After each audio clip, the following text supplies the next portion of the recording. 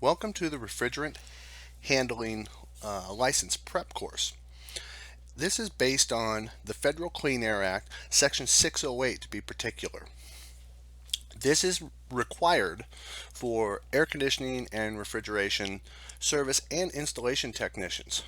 For the most part, anybody who handles refrigerant at all is going to have to be certified in this Federal Clean Air Act Section 608 refrigerant handling license. It's a baseline for the refrigeration industry. So as we venture through the refrigerant handling license prep course, I'll be narrating and adding in any little tidbits that could aid in the passing of the test or review for the exam. And also, based on my experience in the industry, there are some things that are in the exam that are slightly dated for this point in our industry, and I'll point those things out too. You'll need to know them for the test, but for practicality purposes, they may not be the most current information. So onward we'll go. So what does Section 608 of the Federal Clean Air Act actually do? Well, it requires all persons who maintain, service, repair, or dispose of appliances that contain regulated refrigerants be certified in refrigerant handling techniques. You have to pass this test. If the EPA regulations change, which they very well could be, they could change one way or another, could require an entire new license, they could split and require an additional license to this. If that's the case, regardless, it's not the EPA's job to track you down, it's your job to get recertified or become compliant in the future. There's four main categories for the certification or the licensing. There's type 1. Type 1 is a person who's going to work on small appliances, okay? Namely, people who maintain, service, or repair small appliances which are classified as 5 pounds or less hermetically sealed at the factory. And then we've got type 2. Type 2 is going to be your general commercial and residential air conditioning systems. Anybody who services or maintains or repairs or even disposes of very high pressure appliances, example would be an R22 appliance, except for small appliances, so it doesn't include type 1, and motor vehicle air conditioning systems, which is an entirely separate test altogether. That would be section 609, which, a side note, motor vehicle air conditioning systems are sometimes referred to as MVAC, MVAC systems. They've got to be certified as type 2 technicians. So anybody who maintains, service, repairs, or disposes of very high pressure appliances, like a residential system or a commercial system. And then there's type 3. So what's type 3? Type 3 throws everything right onto its head. Type 3 is anybody who services, repairs, or disposes of low pressure appliances. Well, what's a low pressure appliance? And when I think of low pressure, I think of just maybe a few psi, significantly less than what we normally would work on in the HVACR trade. But typically, the type 3 area is not talking about just a few psi. It's generally talking about systems that operate in a vacuum. So for those service technicians that have never and may never work on any of the type 3 appliances, which are usually large screw type centrifugal chillers, this one may be a little bit more difficult. But if it's any consolation, you don't have to pass type 3 to work on small appliances or to work on people's homes or even commercial facilities, as long as they fit in that type 2 category and type 1 category. So type 3 typically is one of the more difficult ones, but don't spend your time learning everything about type 3 and then don't pass the ones that you actually are going to need. And then of course there's the core. So what's the core? Well, the core is a prerequisite to all three of these types. The core actually is a combination of everything that you'll find in type 1, type 2, type 3, and it's 25 questions that's comprised of all of that stuff. So you have to pass the core, and then you get to go on to type 1, type 2, type 3, and you pass one of those types or all of those types, and then you're certified. That's your general process. That's called being universally certified if you pass all types, including the core. So let's talk about the refrigerant cycle, oftentimes called the vapor compression refrigeration cycle. What would that be? Well, the way I'm going to explain this is going to be probably fairly standard, fairly typical. I usually like to start with the condenser. The condenser, you'll notice, is on the right-hand side, which is the red kind of slinky coil in a red box. That's called the condenser. That's where the heat is rejected. Now over on the left, you'll see a similar box, only it's blue. That is the evaporator. That's where heat's absorbed. Up on top, you'll see a funky looking machine type thing. That's the compressor. Now typically the compressor is actually contained inside of the condensing unit, so this is kind of a goofy picture. However, I've laid it out this way because I think it's a great typification of how this actually works in the system. The compressor comes before the condensing unit. So it's important to display it that way so that we don't forget that. And then below you'll see an arrow that says flow. That's your metering device. See, the way that we control the absorption and rejection of heat is not only in the condenser and the evaporator, we have to change the pressures in the system. When we change the pressures, we're able to change the temperatures and we can induce heat flow. Heat always flows from warmest to coolest, and we want to take advantage of that in any way, shape, or form. So never forget that in a system, a refrigeration system, when the pressure goes up, the temperature goes up. When the pressure goes down, the temperature goes down. That'll aid you in diagnostics in the future, and it'll aid you in this little display that I've got here as we go through it. So starting right here at what we call the liquid line service port, that'd be where the high side or the red hose would be hooked up. And typically that's going to be your high pressure side. That's coming right off of the condensing unit. And if we're talking about residential, just for practicality purposes, this would actually be the 3/8 line. From that point all the way to the metering device, which in this case I'm using a expansion valve. Now, why am I using an expansion valve? Some people get a little bit freaked out about those because they're a little bit different than the pistons. Well, you can't really see a piston very well in these demonstrations, so I use an expansion valve oftentimes. All the way from the liquid line service port to the metering device, that should be a solid column of liquid inside of that. That's why it's called the liquid line. If that's not a solid column of liquid, nothing else will work properly. I oftentimes think of that as a hose, a garden hose in your backyard. There's no water that's going to come out the end of that thing in any strategic frequency or any sustainable amount unless there's a solid column of liquid in the hose. If there isn't a solid column of liquid, it's going to sputter and it's going to go in and out, and we've all seen that. So you've got to have that solid column of liquid. Now, picture, if you look at your pinky is probably very close, unless you got sausage fingers or super skinny fingers. It's going to be really close to the size of a typical residential liquid line size, which would be 3/8. You look at your pinky finger and how big that is, and imagine that meets the expansion valve. The expansion valve will dampen the interior size of that line inside the expansion valve down to just over the head of a pin. I mean, down to a very small opening. And it's variable, so it opens and closes as it's needed. But that comes in later on in your career. We're not going to get into the complexities of how an expansion valve works today.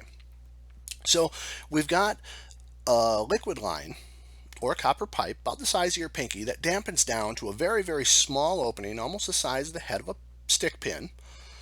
And when that happens, Now you can imagine putting your thumb over the end of that garden hose. What happens there? Right? Don't overcomplicate this stuff. Make it as simple as possible to follow along.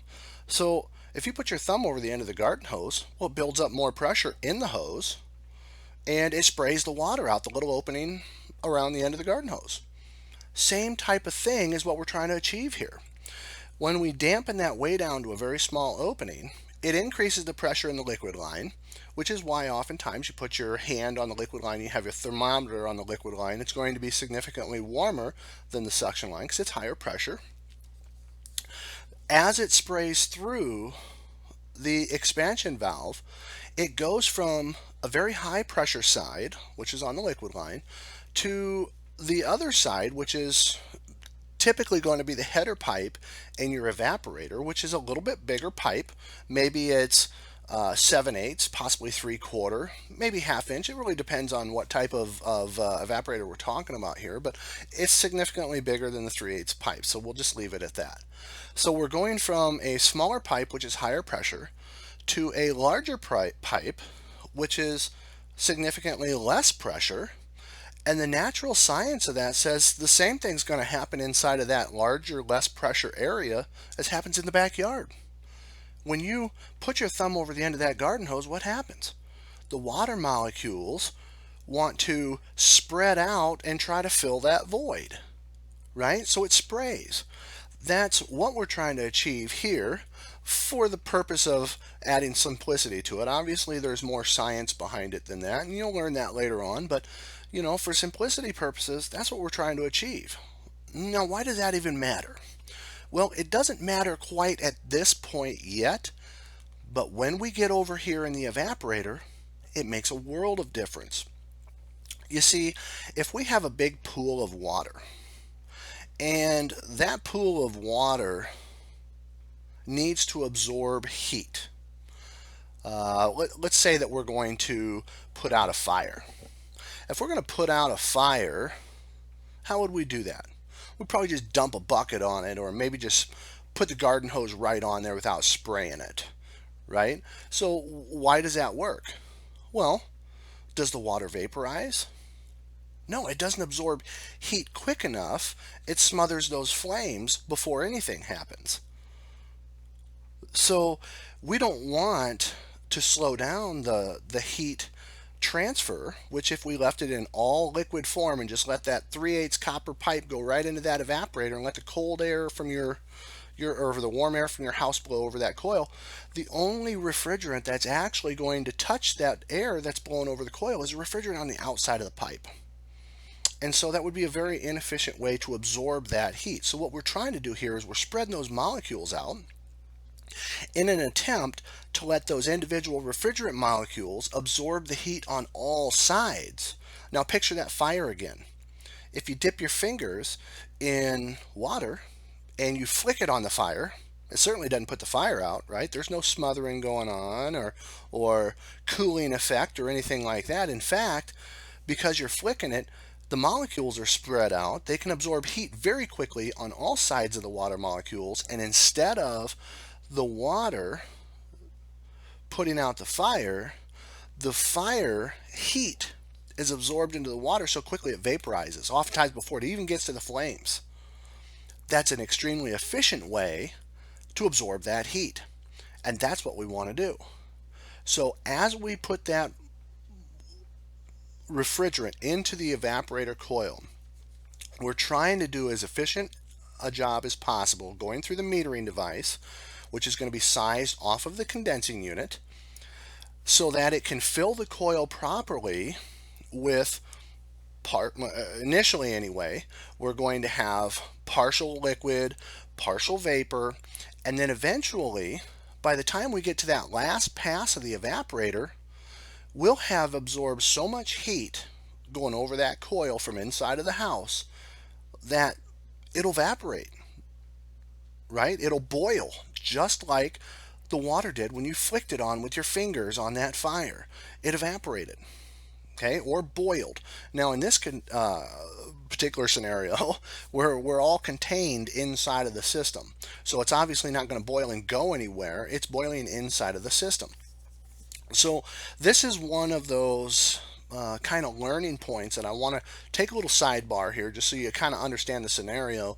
This is an area that people generally have a tough time dealing with conceptually, because I'm telling you that that point, the last pass in the evaporator, coming out of that evaporator on the suction side, where it's possibly going to be very cold and maybe even sweating. That's why we have insulation on the suction line side so it doesn't sweat all over our basement floor and get all over the place.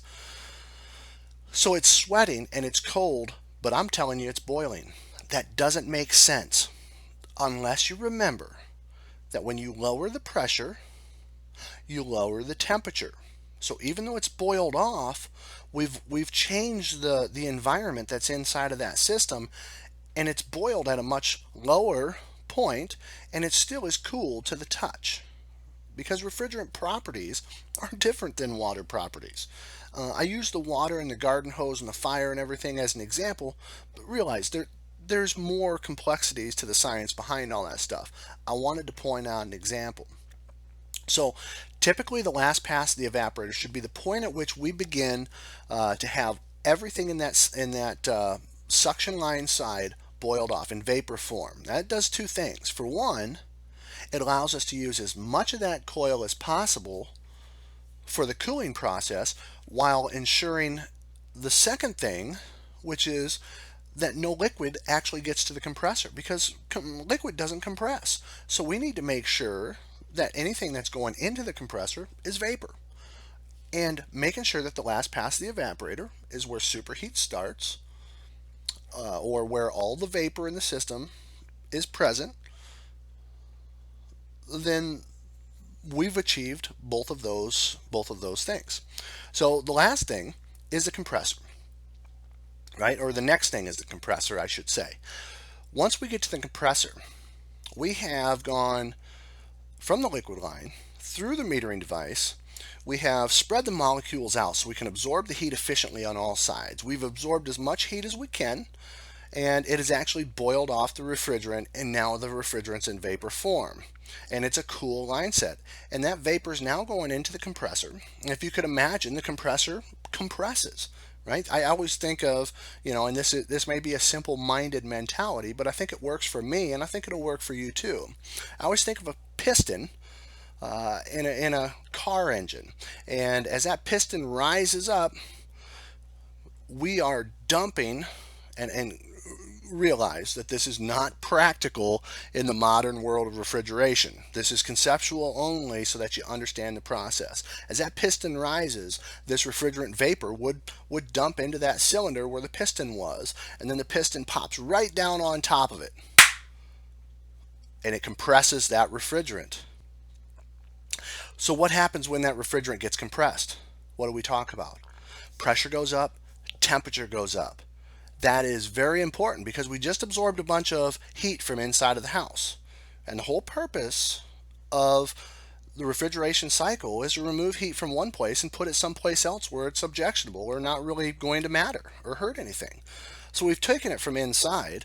Now we need to make sure that we can get rid of it outside. And the only way that we can do that is make sure that the basic laws of thermodynamics are going to work for us, which means hottest to coldest. So we have to make sure that the area coming off the top of that compressor is the hottest point in this entire system. They call that the discharge line, because it's gone through the compressor, it's been compressed, pressure goes up, temperature goes up. As it comes out of that discharge line, it then begins its journey through the condenser coils, which are typically outside.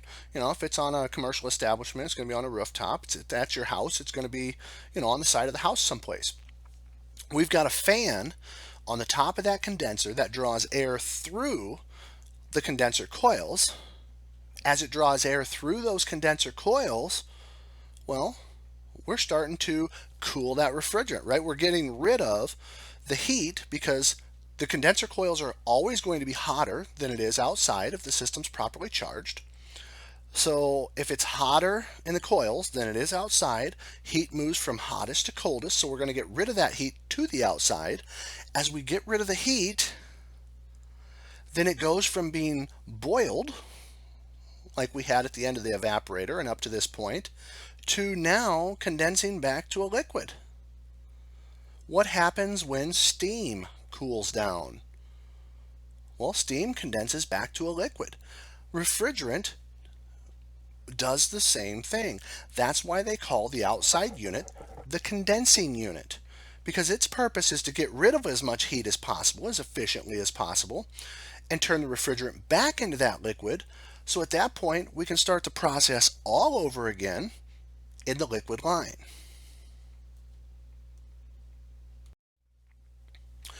The gauge manifold set. Now this is fairly primitive stuff, and it's very basic stuff. And I definitely don't mean to trivialize any of this stuff. As we go through this, you'll see some of the writing will be in yellow. Some of the writing on some of these slides will be in red. Now that's to typify, whether or not you're going to see this stuff frequently in all of the different variations of the exam you could be taking. Now, it's not the same exam for everybody. I mean, there's thousands of questions that are drawn from for these things. So what I've tried to do with this presentation is give you a good overview of the refrigeration system and the industry as a whole, but also on the way through, I highlighted in yellow items that are on most of the tests, and in red, items that are on nearly every test. So that way you can pay special attention to those. All the information that's in this is obviously going to be important because it's going to help you in passing the test, and hopefully it's going to help you in going forward with your career. But in reality, we need to get over this first hurdle for you, and that's why I've highlighted some of this stuff. So looking at the gauges here on the left-hand side, again, a fairly primitive idea of how the gauges actually look, but you get the idea, right? If you go buy a brand new set of gauges off the shelf, left-hand side is going to be your blue gauge or your suction gauge or your vapor gauge, but in this case, for the purposes of the test, it's called the compound gauge. Hey, why do they call it a compound gauge? Well, it's compound because of two things. It goes above zero and it goes below zero in pressure. The high pressure gauge is the red one, oftentimes called high pressure or the liquid side or simply the high side. You'll notice the hoses. The hoses are the same color as the gauges above them, right? The red side is the red hose. The blue side is the blue hose. The one in the middle is a yellow hose. And the yellow hose is able to be used for pulling a vacuum, doing recovery, or charging a system. Any of those things. Now, if you keep those things straight, I know what you're thinking. All of those hoses are the same. Why does that even matter? And that may be true. That's probably true. All of those hoses are going to be made identically at the factory with just different colors. You could have, beyond this test, a set of gauges in which you use 3 yellow hoses, and that's fine. But the idea behind passing a test like this is not what would you do if you're in the field. The idea is what is the way that the EPA wants it done, the proper formal way, and so you've got a lot of formalities you've got to get into your head in order to pass this test. So in looking at this, we talked about the compound gauge. The compound gauge is going to measure low pressure and low pressure above and below zero. When it's above zero, it's measured in PSIG, which means pounds per square inch gauge. The PSIG means you're looking at the gauge, you see a pressure, and that's your gauge pressure. Occasionally you'll see PSIA. If you see PSIA, PSIA means pounds per square inch atmospheric. That means that they've done some sort of calculation that required you to put in the atmospheric pressure that's on all of us just for sitting here. And that's designed to keep a calculation positive instead of turning negative. So PSIA is pounds per square inch and pounds per square inch atmospheric, which adds the 14.7 inches of water column, 14.7 PSI just for all of us at sea level sitting there and existing, and it adds that to whatever's on your gauges. But typically we're looking at PSIG, gauge pressure. And when you're looking at the compound gauge below zero, it measures in inches of mercury, which is an extremely outdated, really never a good way to measure a vacuum, but it is an ideal way to measure whether or not you're in a vacuum, and that's why it's there. It's not necessarily to tell you you've got a good vacuum, it's there to tell you whether you're in a vacuum or not. The high pressure gauge is going to also measure in PSIG, and when you look down here towards the bottom of this writing, it says the EPA regulations require that hoses be equipped with low loss fittings that'll minimize the refrigerant loss when hoses are disconnected. And that's true, but the requirement, don't get confused, the requirement is not that the manufacturer put those on there for you. Some manufacturers, especially aftermarket hoses that you'll buy, you'll be able to get those with low loss fittings built right into the hoses. But oftentimes when you buy a new set of gauges with the hoses, those hoses oftentimes don't come with low loss fittings. You have to buy the low loss fittings in addition to buying those hoses. And the low loss fittings are not just the environmental fittings that you screw off and they just don't let hardly anything go. They're internally holding that stuff back. They could also be ball valves as well, which are completely compliant. Atmospheric pressure, we talked about that a little bit already. This portion right here is on a few of the tests. Our atmosphere extends about 50 miles above the Earth and consists of approximately 78% nitrogen, 21% oxygen, and the remaining 1% is other gases. I always try to remember that. If you can remember most of it's nitrogen, the next amount is going to be oxygen, then you should be able to pass that question if it comes up. The 14.7 pounds per square inch is atmospheric pressure that's exerted on us just for sitting here. At higher altitudes, if you go to Denver or someplace like that where you've got higher altitudes, then your atmospheric pressure is going to change. It will be significantly less. So, what is gauge pressure? Gauge pressure is simple. The pressure you read on your gauge is gauge pressure. Vacuum. Vacuum's an animal of a different color. That's changed a lot through the years. Anything that's below atmospheric pressure is considered a vacuum. If you look at your gauge measures vacuum or below pressure or below zero in inches of mercury. Some of the older gauges even will measure a vacuum in millimeters of mercury. Understanding that the principles that you're working with here obviously are going to be fairly important. The whole idea here is to lower the pressure in the system.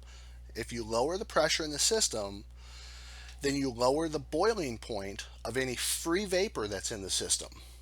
The whole idea of pulling a good vacuum is to get down to at least 500 microns. At 500 microns, that's the point at which free vapor will boil off.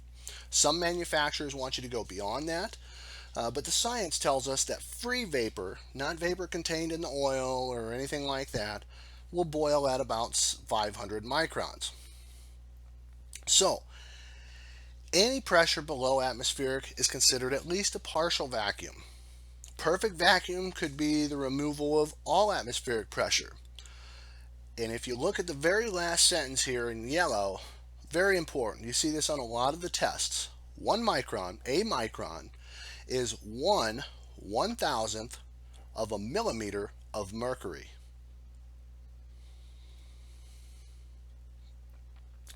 Keep in mind that this measurement is outdated. We use microns, not inches of mercury, to indicate whether or not we've got an actual good vacuum that we've been pulling. So, looking at the core section. The core section, I know by the time we get really into the core section, you're going to be thinking, holy cow, how long is this thing? The core section is the longest section. Why is that? It covers the broadest scope of the industry, and it's required to even be certified in this. So if you don't pass the core, but you do pass type 1 or type 2, well, type 1 and type 2 will still stay, but you won't be certified yet. You'll have to retake the core in order to actually get certified.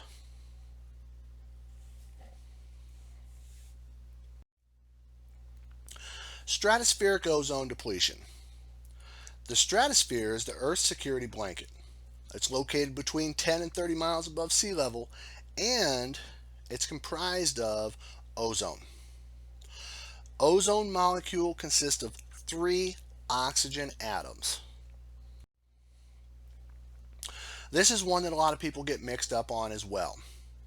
Ozone protects us from harmful ultraviolet radiation and helps us to maintain stable Earth temperatures. Stratospheric ozone depletion is a global problem. Now, there's questions on the test that will have that particular scenario at play. Stratospheric ozone depletion is a blank global problem. Your problem, your neighbor's problem, the EPA problem, the government problem, all of those different things. Remember, it's everybody's problem. It's a global problem. Depletion of the ozone, the stratosphere, causes crop loss, an increase in eye diseases, skin cancer, reduced marine life, deforestation, and increased ground level ozone. CFCs and HCFCs in the stratosphere. CFCs and HCFCs, when they're released into the ozone, deplete the ozone layer. The chlorine is the most vital part of these. It's what kills the ozone. When a chlorine atom meets with an ozone molecule, it takes one oxygen atom from the ozone. This forms a compound called chlorine monoxide and leaves the O2 molecule all by itself. So it depletes the ozone by stealing those ozone atoms. It can do that to up to 10,000 different ozone molecules. One chlorine atom can do that to up to 10,000 ozone molecules. So it's very, very terrible for the atmosphere. And this is actually a great demonstration. This will take you straight to a web page that will, it's got a nice little video on there that will show you how that happens over and over and over and over. Chlorine is a culprit. I talked about that already. The chlorine is going to collide with another ozone molecule, release its oxygen atom, forming 2 O2 molecules, and then the chlorine is going to be free again to attack another ozone molecule, and on and on and on. And I think just a moment ago I said it could do that to 10,000 ozone molecules. I take that back. I was wrong.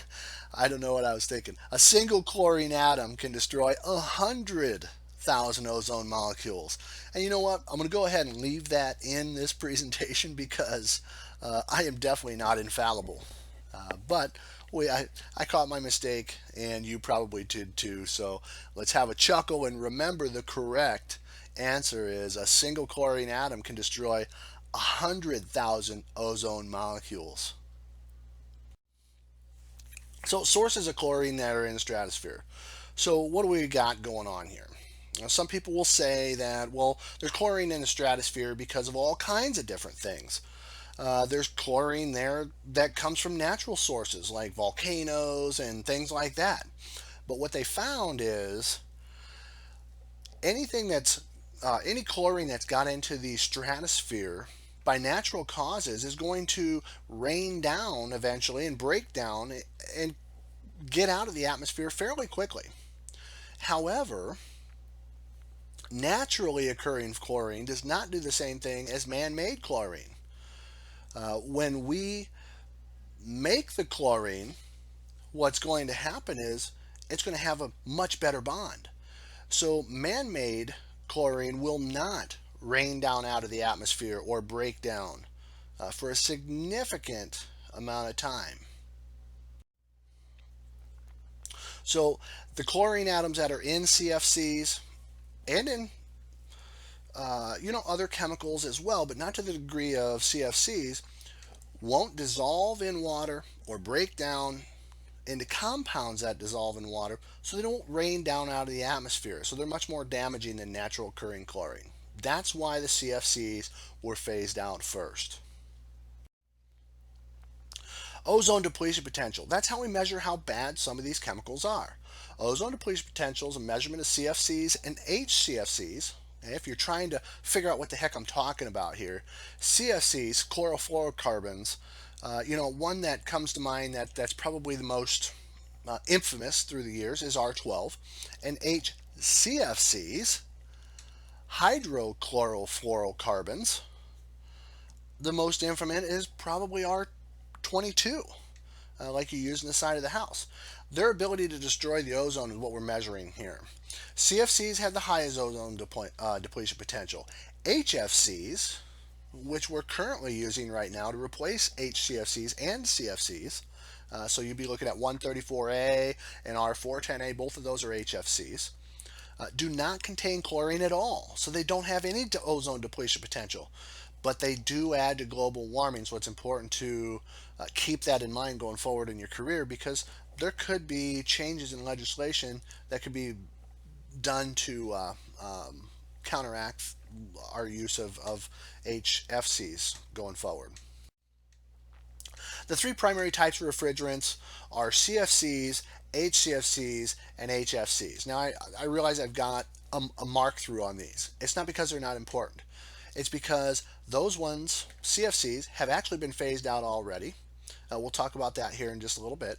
HCFCs are currently in a phase out. The phase out for HCFCs started in 2010 and continues on. And we give you some examples of what refrigerants we're actually talking about there. And HFCs is where we are as an industry right now. So what's the Montreal Protocol? Montreal Protocol, international treaty. And the one thing that people look at is they say, okay, well, if it's international treaty, how come some of the other countries are not doing all of the same things we are with phasing out these refrigerants and those refrigerants and all that kind of stuff? They don't have to have the same phase out schedule that we do. If they're part of the Montreal Protocol, they can keep their same refrigerant use right up to the cutoff date on the phase out and just chop it off at the knees right there. They don't have to do what we're doing.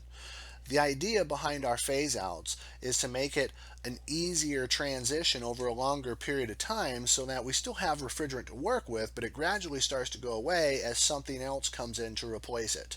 Doesn't always work out that easily, but that's the desired effect that we're looking for. Montreal Protocol regulates the production and use of CFCs, HCFCs, halons, methyl chloroform, and carbon tetrachloride. CFCs were phased out of production on December 31st, 1995. I always say, just for the simplicity in my head, I just remember CFCs were phased out in 1996, because technically, day one of 1996, you couldn't use them. So depending on how you want to look at that, I try to make things as simple for me to remember as possible. Whatever makes that easy for you, do it. HCFC refrigerants are scheduled out of phase out in the future, and we're currently in that phase out schedule. When the virgin supplies of CFCs have been depleted, future supplies are going to come just from recovered, recycled, and reclaimed refrigerants, which is where we are right now. I once had a gentleman ask me, hey, do you know any place that would buy my R12? Because R12 used to be incredibly expensive, almost $100 a pound, which was unheard of, in 1995, 1996. And so that was incredibly expensive. So my retort to him was, no, it was almost 20 years ago. We've learned to live without it. We've replaced it with other refrigerants. So that's why we go through the phase outs. The Clean Air Act. The Clean Air Act is the enforcement that's put out there through the EPA, right? That is our licensing program that we're working through right now. United States Environmental Protection Agency regulates Section 608 of the Federal Clean Air Act. That's what license we're doing. If you don't comply with all of the guidelines in the Federal Clean Air Act, you could be fined. You could lose your certification, and you got to keep in mind this is a federal license. You could be required to go to federal court. And if you get in trouble for doing something that violates the Federal Clean Air Act, generally in states that require licensing or municipalities that require licensing, when they ask you that little question that says, have you ever been convicted of a felony? They're not particularly interested in the types of felonies um, that don't pertain to the type of license you're applying for. So what they're looking for is, have you ever been convicted of a felony that goes along with the HVACR field? And if you look here at the fines have changed through the years, but the updates haven't necessarily changed in the EPA test. So these are outdated fines, but you'll need to know these numbers here for the test. The company and you could be fined $27,500 per day per violation of the Federal Clean Air Act. And there's a bounty, I call it a headhunter's fee, of $10,000 for other people to turn you in. Now you think about it, if you're out there blowing refrigerant on purpose, there's probably never less than 100 cell phones within picture shot of you. So be very, very careful of that. Now, just for your own knowledge, the current rate on that is $32,500 for the fine that you and your company could be charged, and the bounty or the headhunter's fee has gone up to $17,000. But for the purpose of the test, remember, $27,500 per day you could be fined for violation, and a $10,000 headhunter fee for your buddy to turn you in. State and local regulations, very simple. They can't pass regulations that are less strict than this law, but they can pass regulations that are more strict, and they often do. When it comes to recovery's thrown around, recovery, recycle, reclaim out in the field, like they all mean the same thing. I catch myself doing that sometimes, and you may too. But in reality, they all have their own definition, they all have their own purpose. And recovery is a very simple one. You're taking refrigerant in any condition out of an appliance and storing it in an external container, like the container we see here, which is a simple recovery cylinder. The steps to recovery are very simple. As you look right here, we've got our gauges on the left-hand side there. And if you follow the red and blue hoses down, it says to the liquid line of the system, to the suction line of the system. Imagine right there's a condensing unit. And we're hooked up to both ports on that condensing unit. So we're going to suck from both sides at the same time. So it goes up into the red and the blue at the same time. And it goes down through the yellow, through the pre-filter is what they call that. Pre-filter just simply scrubs out any of the large contaminants so they don't get caught up in your recovery machine and ruin your recovery machine. Into the blue side of the recovery machine in this particular example. And the blue side is called the inlet side. And out through the red side, which is the outlet side, and into the tank. As you can see right here, we're going into the suction side of the tank. So in following that process, starting again from the right-hand side, where the gauges are hooked up to the unit, as it sucks the refrigerant out of the unit, those gauges on your manifold or your actual gauge set, those gauges will hit zero first in this entire sequence. As it travels over to the inlet valve on the recovery unit, that will hit zero next. Now, some people don't feel comfortable going down to zero because they're afraid they're going to damage the recovery unit, and that's just simply not true. Modern recovery units are meant to go to at least zero, and some of them will still be okay going into a very, very small vacuum. Now, at that point, we've got the red gauge, and the red gauge does not reflect how much refrigerant is in the condensing unit itself or in the system itself, like the other three gauges we just talked about do.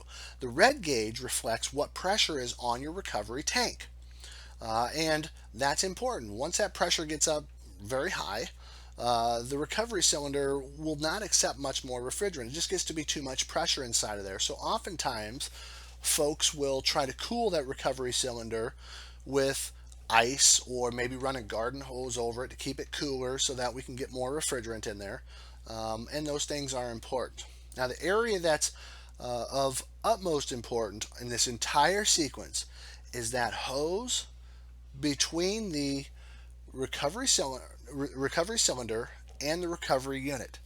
The hose between those two areas is always going to have excess amounts of refrigerant in it because there's no more refrigerant to push it into the cylinder.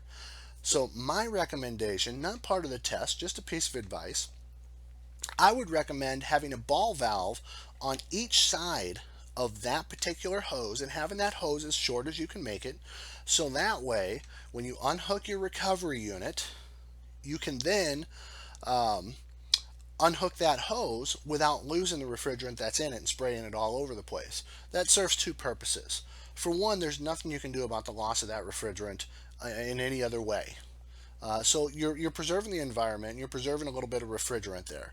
The second thing is, if you release that refrigerant, especially if it's an HFC like 134A or 410A, it's going to cause a huge cloud outside the customer's house. And the customer's probably going to be freaked out about that. So it just saves questions, it keeps the customer comfortable, and it keeps you more environmentally friendly and conscious of the industry that you're in as well. So it's just good practices. Recovery and reuse. There are some laws that are at play here. Refrigerants that have been recovered from a unit, if it's not contaminated, can be reused in the unit that it came from. Okay, well that's pretty nice. So you can take the refrigerant out, and as long as it's still good to use, you can charge it back into the condenser that it came out of. You could also pull the refrigerant out and use it in another unit as long as it's owned by the same owner as the unit that the refrigerant originally came out of. So that's also important as well. What you can't do is you can't pull the refrigerant out and put it in your neighbor's house or sell it to somebody else. That is illegal unless it takes certain steps, which we will talk about here in just a moment. Recycle. Now, when it comes to recycling is a little bit different than what recovery is, right? I mean, it sounds different. It is different. Recycling is to clean the refrigerant up a little bit. So you're basically taking the refrigerant out. You're going to separate the oil from it, which there are some recovery machines now that do a nice job of that. For instance, the G1 by Appion. They're going to separate the oil from the refrigerant by removing the moisture, passing it through a few more filter dryers. Okay, and the whole idea here is to clean it up a little bit. That's recycle. That still doesn't mean that you can sell it to somebody else. It's not up to sellable standards. You still can't put it in your neighbor's house. And then there's reclaim. A reclaim is what happens when you put it in the 125-pound cylinder, take it back to your local parts house, and they send it back to the factory so that it can come back up to ARI 700 standards and it can be resold again. That's a really, really important step in the entire process of your career. Being able to recover the refrigerant, put it in a form that can get back to the factory somehow so that the factory can then clean it up and get it to resellable conditions, because a lot of folks don't realize that when we're in a phase out, the only thing that lengthens the amount of time that we're going to have access to that refrigerant, once the actual phased out refrigerants are gone as far as newly produced and imported versions of it, the only thing we're going to have left is what you recover. The recovered refrigerant that's been sent back to the factory and cleaned up so it can be resold again, that's not counted as part of a phase out. So the better your recovery steps, the better off we are as an industry. Recovery devices. Now, you've probably heard that dates come into play with the EPA exam, and some of them can be very, very time consuming and confusing. Not so. Okay, there's only a couple of dates that we're talking about here. We already talked about the CFC date, which was December 31st, 1995, or I remember it just 1996, beginning 1996. However you remember, it's fine. That's when CFCs were phased out. The next one comes with recovery devices. And why is that important? Well, because on older recovery equipment, if it's still being used today, it has less strict requirements to make it legal than new recovery equipment that was produced today. The newer the recovery unit, the more strict the requirements are that the industry has on it and what type of efficiency it's got to be doing the recovery at. So, looking at this, refrigerant recovery and or recycling equipment manufactured after November 15th of 93 must be certified and labeled by an EPA approved equipment testing organization to meet the EPA standards. It seems kind of silly to even have to point that out in a test. Because you know as well as I do, before it ever hits the shelf at a wholesale house or at a big box store, it's already had to gone through that. Big box stores and wholesale houses aren't going to touch a piece of equipment that hasn't been approved by a UL listing agency or an ETL agency or something like that. There's two basic types of recovery devices. In the world we live in today, there's really one, but for the purpose of this test, we still have a primitive method that we have to talk about, even though you will probably never encounter it for the rest of your life. So, the two basic types of recovery devices: system dependent, which is just like it sounds. It uses the compressor normally, but it uses the assistance of the actual appliance itself to aid in the recovery process, or self-contained, which is the one that you have riding around with you in the back of your van or back of the shop. It just has the gauges hook up to it, and it basically sucks everything out of the system and stores it into a self-contained container. And the self-contained one has its own compressor in it as well. Sales restriction. As of 1994, on November 14th, the sale of CFC and HCFC refrigerants were restricted to certified technicians. Now, to me, that's a tricky way to put it.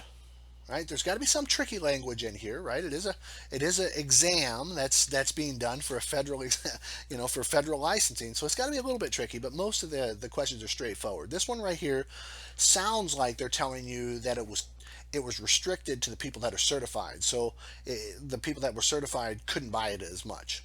That's not the case. What they're saying is this EPA license that you're getting right now, the refrigerant handling license, the 608 license, that was required as of November 14th, 1994, and only people that have that license were allowed to buy CFC and HCFC refrigerants. Keep in mind, as I mentioned earlier, this particular prep course does not include motor vehicle air conditioning. That is a Section 609 exam that you would have to take. So that is not the same as what we're talking here. Technicians certified under the Clean Air Act Section 609 are allowed to purchase R12 in containers smaller than 20 pounds. Substitute refrigerants and oils. Well, we're far enough along in the industry that what we used to call substitutes are now just the way. But they haven't updated that portion of the refrigerant licensing exam yet, so we're still studying those same things. HFCs are still considered ozone friendly, right? They've been thought about as being environmentally friendly for decades, and now we're looking at potentially even next year or very soon, HFCs could start to be restricted a little bit because of global warming potential. Remember, they are ozone friendly, but they do have global warming potential, and it's fairly high. R134A is a leading candidate for R12 retrofits, and it has been for years. But it's not a drop-in. None of these substitute refrigerants are drop-ins at all. It can be used, the R134, in most R12 systems as long as you follow the proper retrofit procedures. HFCs like 134A and 410A will not mix with other refrigerant oils because they use what's called ester oils. Both of those use what's called POE or polyol ester oil, which is absolutely going to form an acid if you mix it with mineral oil in R22 or any other types of oils. They don't like other oils. They don't play well together. So HFCs have to have good retrofit procedures done before they're actually used, which means you're pulling out the old refrigerant, you're flushing the system with something like Quick Flush or RX11 Flush or Easy Flush or something like that that's going to break down the oil that's in the system, and then you follow up with nitrogen, which is going to rush all that oil contaminants out after the flushing agent's been introduced. The oils in most HFC systems are esters. They can't be mixed with other oils. It's also important to remember that when leak tested in an HFC system, to use pressurized nitrogen. Well, that should go without saying. We should use pressurized nitrogen always in a system when we're first installing it, but then also if there's no refrigerant in the system because it's all leaked out, nitrogen is the most natural way to go to do a leak test. Refrigerant blends. There's several different kinds of blends.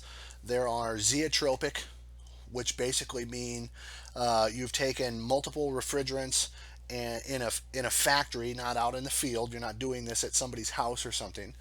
In the factory, they've taken multiple refrigerants, they've combined them together under precise ways, and they work as one refrigerant, but they keep their individual characteristics in them. So even though they're blended together and they're in the same cylinder like 407C, they're still going to maintain all of their individual characteristics, and they could separate, they could fractionate. There are ternary blends. Ternary blends is just a fancy way to say three-part blends. In the old way that these would be introduced into a system in a retrofit would be with alkybenzene oil. And there was a reason for that. Alkybenzene oil was used because it could be mixed with up to 20% mineral oil with no adverse side effects at all. This is a PT chart. Okay, this is a PT chart most notably used for blended refrigerants. This one here is for 407C, which is a three-part blend or a ternary blend. And you'll notice here that there is bubble point and dew point. Bubble point and dew point are a way to express one side of the system or the other, the liquid side of the system or the vapor side of the system. Now, if you look at an R22 PT chart, there's just one column. It's because it's one refrigerant. R22 is one refrigerant. 407C is a three-part blend. There's three refrigerants. And I told you that even though there's three refrigerants in there, that's a zeotropic blend, so those three refrigerants keep all of their individual characteristics so they don't combine to form one liquid pressure, one vapor pressure. So you have to know what the pressures are on the different sides of the system. So it just adds a little complexity to everything. Now, in looking at bubble and dew is always on the condensing side, and dew point is always on the vapor side. And when we talk about charging procedures, which we would talk about very, very briefly, we'll talk about things like superheat and subcooling. Subcooling is the way to take the charge on any system that has an expansion valve. And superheat is a way to take the charge on everything else, or fixed metering device. And I always remember which side of the system I'm looking at for this dew point or bubble point by remembering, instead of superheat, duperheat, I know I'm going to look at the dew point when I'm doing superheat because it's on the vapor side. Or bub cooling if I've got an expansion valve and I'm doing subcooling, because subcooling always looks at the bubble or the liquid side. Refrigerant blend charging. The components of a blended refrigerant will leak from a system at uneven rates due to different vapor pressures. Now that's called fractionation. If you've got a system and it's just sitting there, or even a jug, let's say a jug of refrigerant is just sitting there and it's not completely full, so there's room for the liquid, but then there's also room for some vapor in there. It will stratify inside of there, so it'll have different layers inside of that refrigerant jug for each of the different refrigerants. And usually the lightest molecular weight is going to be the one that sits on top, right underneath the opening valve, and will leak out first if you open up the opening valve. And that's what we're talking about here too. The proper charging method for blended refrigerants is to weigh it into the high side of the system as a liquid only. You always have to draw blended refrigerants from a refrigerant cylinder in liquid form. Temperature glide. Temperature glide is the refrigerant blend that has a range. We're talking about blended refrigerants here. And I told you that many of these blends are what they call zeotropic. So even though there's multiple refrigerants inside of this one refrigerant blend, they each keep their own characteristics. So they're going to boil and they're going to condense, or they'll have saturation points that are all different for each of those constituent refrigerants. So the temperature glide refers to a refrigerant blend that has a range of boiling points and condensing points through the evaporator and condenser, respectively. So here's our set of gauges. And I've kind of gone through and I've labeled as much as I can on here to make it very simple. And we're going to start at the very top, the red and the blue. The blue side, just to review what we talked about, is your low pressure side, your vapor side, your suction side, or the compound side. Now the other side, the high side, which is red, the high side is going to be your liquid side or your high pressure side. If we start on the left and we just go right down, starting at pressures to the left and then around the bottom there, pressures on the outside of the gauges, okay, and that's very, very useful because you can relate back to a PT card if you need to with different refrigerants, but always remember the outside of the gauges are the pressures. Next down below that is temperatures. Temperatures are along the inside, and as you can see in this picture here, there are two inside circles. That's because the temperatures that are indicated in the middle there could work for two different refrigerants on this set of gauges. Not all gauges do that, and some actually have more. So you have to make sure that the gauges you're using have the refrigerant that you're going to be working with listed in that inside circle there, because that is your temperature you're going to be working with for that refrigerant. If they're not listed, those gauges are not going to work unless you know how to do some calculations back and forth to a PT card. Temperatures have got to correspond to the refrigerant type, and that's what I just talked about. And on the right hand side, we've got the manifold valves. This is a 4-port valve. Not everybody uses those. Some people use digital gauges, but I placed a 4-port valve up here just so we could talk about it for a second. Your left and right, far left, far right, those are simply the same valves that are going to open and close the high side and the low side like every other set of gauges we use. Now the two that are in the middle are labeled very simple right on the end of those knobs. They say vac and what's the other one? Ref. Right. So we're going to use the one when we pull a vacuum. And if you'll notice, you can actually see the stub of the hose coming off of that port, and it's actually bigger. The vacuum gauge on a 4-port manifold oftentimes is bigger because if you've got a larger hose, the larger hose will allow you to pull a more efficient vacuum. The one that says ref is your charging hose. So when you're charging a refrigerant into a system, you're going to have the vacuum closed, and you're going to have probably your suction side open and your refrigerant side open so that you can charge from the refrigerant cylinder into the actual suction side.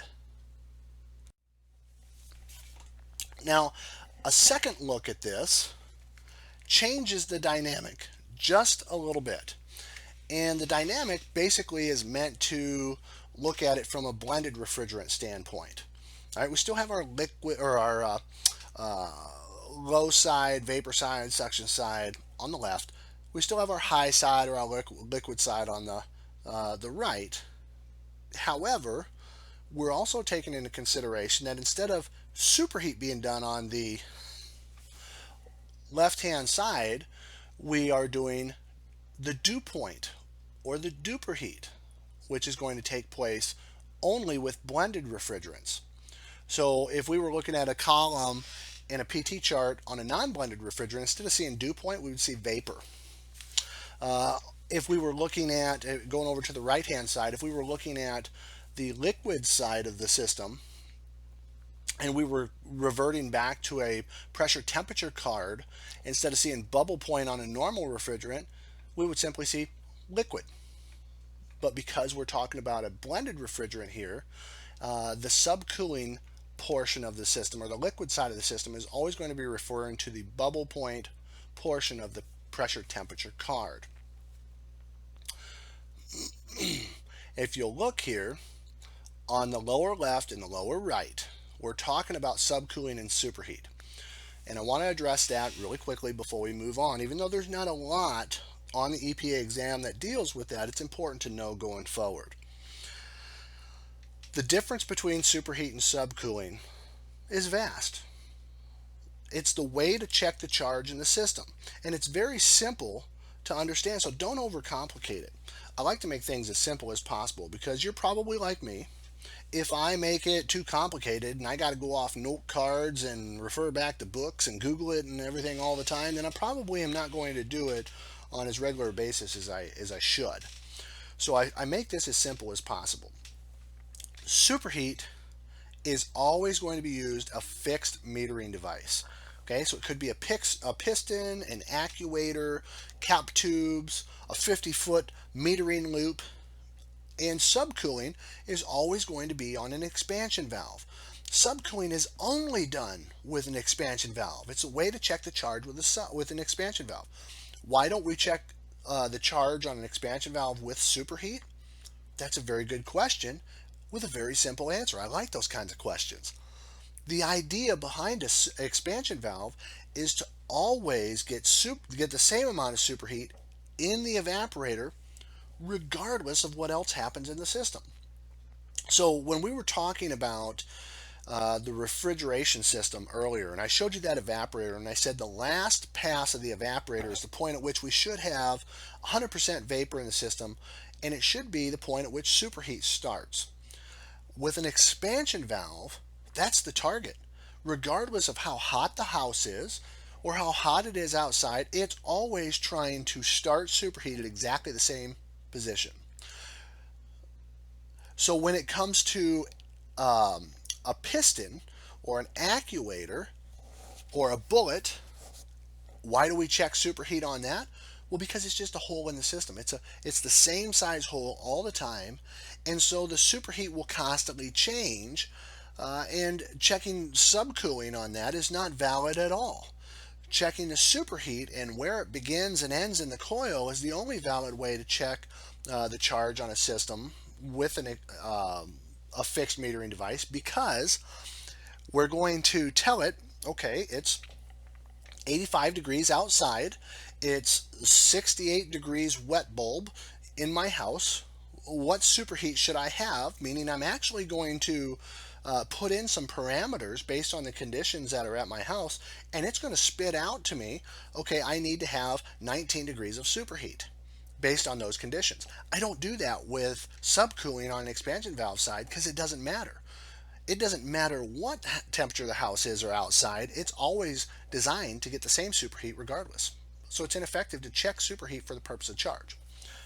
Now, one wrench in that whole scenario. Any expansion valve manufacturer, any equipment manufacturer will always want you to check superheat with an expansion valve, but it's not for the purpose of check and charge. It's for the purpose of making sure that the superheat is set properly and that the expansion valve is functioning properly.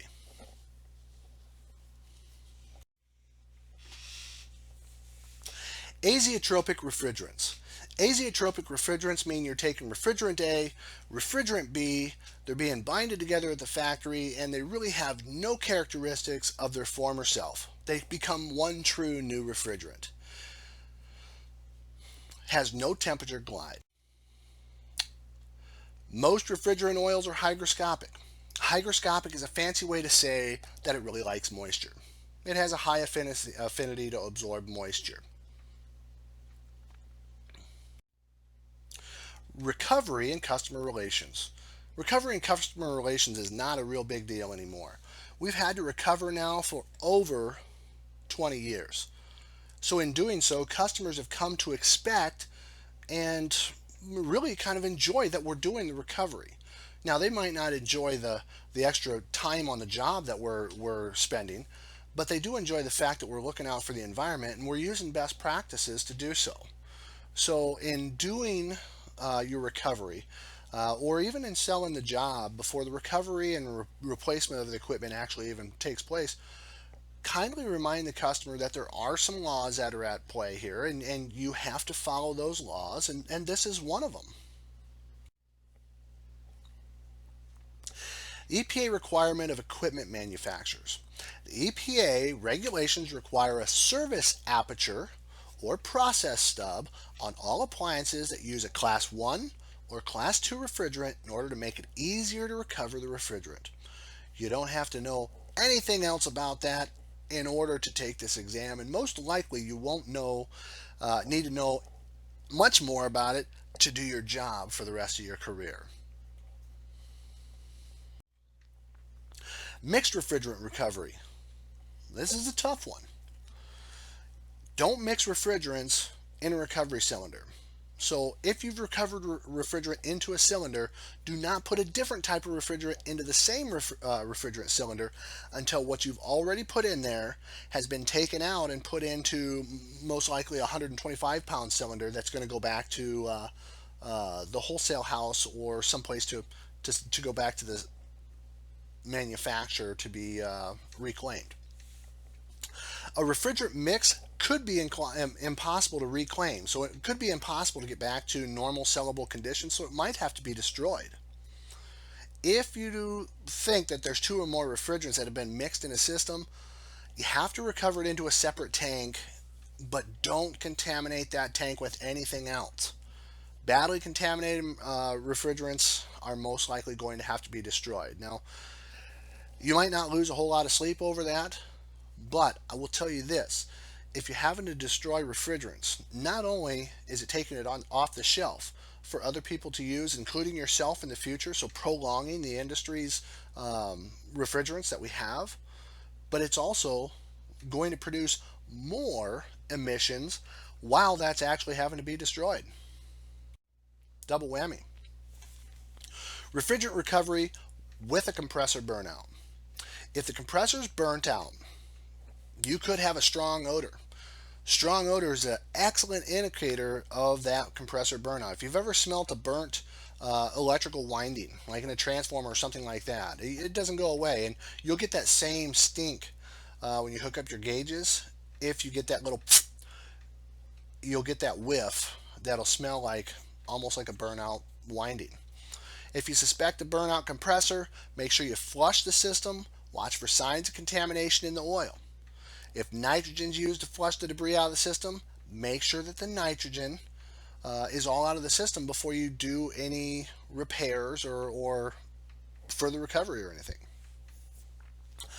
A suction line filter dryer should be installed to trap any of the debris that's in the system and could damage the new compressor. Right? If you're replacing the compressor or the condenser, you want to make sure that all the junk that's in the line set from the last failed compressor is out of there. So you're probably going to want both a liquid line filter dryer and a suction line filter dryer so that you clean all that stuff out, and then you're going to have to come out at some point later on and remove that suction line filter dryer, because unlike the liquid line filter dryer, they're not meant to be in there forever, only for the purpose of cleanup, and then they're out. Recovery speed. Some common sense here. Longer hoses are going to reduce the pressure, resulting in increased recovery time. Well, think about it. If you have a cup of Mountain Dew in your hand and you're sipping it through a straw, probably not a lot of struggle going on there. But if you take that cup of Mountain Dew and you set it across a room, and now you have a 20-foot straw and you got all kinds of bendies and swizzlies in there, now you're probably going to get fairly frustrated by the time that dew actually makes it into your lips. So the longer the hose, the longer it's going to take you to recover. And since all the refrigerants have that pressure temperature relationship, the lower the temperature is outside, means it's going to be a lower pressure, and that's going to slow the recovery rate. Dehydration. Remove water and vapor from the refrigeration system. That's a fancy word for pulling a vacuum, but they use the word dehydration in lieu of vacuum in many of these government exams. If moisture's in the system, it could lead to hydrochloric and hydrofluoric acids, right? So we want to make sure that all the moisture is out of the system. Not to mention that moisture is not condensable or compressible, so it's going to be bad for your compressor to have it in there. The evacuation of the system is going to be your only way, really, of getting the moisture out of the system. So pulling a vacuum is the only way you're going to do that. It's not possible to over evacuate a system, right? So you can't pull out the refrigerant. You can't pull out too much refrigerant. You can't pull too good of a vacuum or too good of a recovery. You're not going to deflate your copper line set, I assure you that. So there's no need to worry about that. But you always want to measure the efficiency of your vacuum. Evacuation. Never evacuate a system to the air without first properly following the recovery procedures and attaining a mandated vacuum level. So what do you think we're talking about here with evacuation? Dehydration was pulling a vacuum. So what's evacuation? Oh, it's pulling the refrigerant out. So dehydration is a fancy word they use in the testing systems for pulling a vacuum, and evacuation is a fancy word they use for recovering the refrigerant itself. Evacuation essentials for accurate readings and speed. Vacuum lines got to be equal to or larger than the pump intake connection. The piping connection to the pump should be as short a length as possible and as large in diameter as possible. And the system vacuum gauge should be connected as far as possible from the vacuum pump. Now that's a little bit twisted for some folks.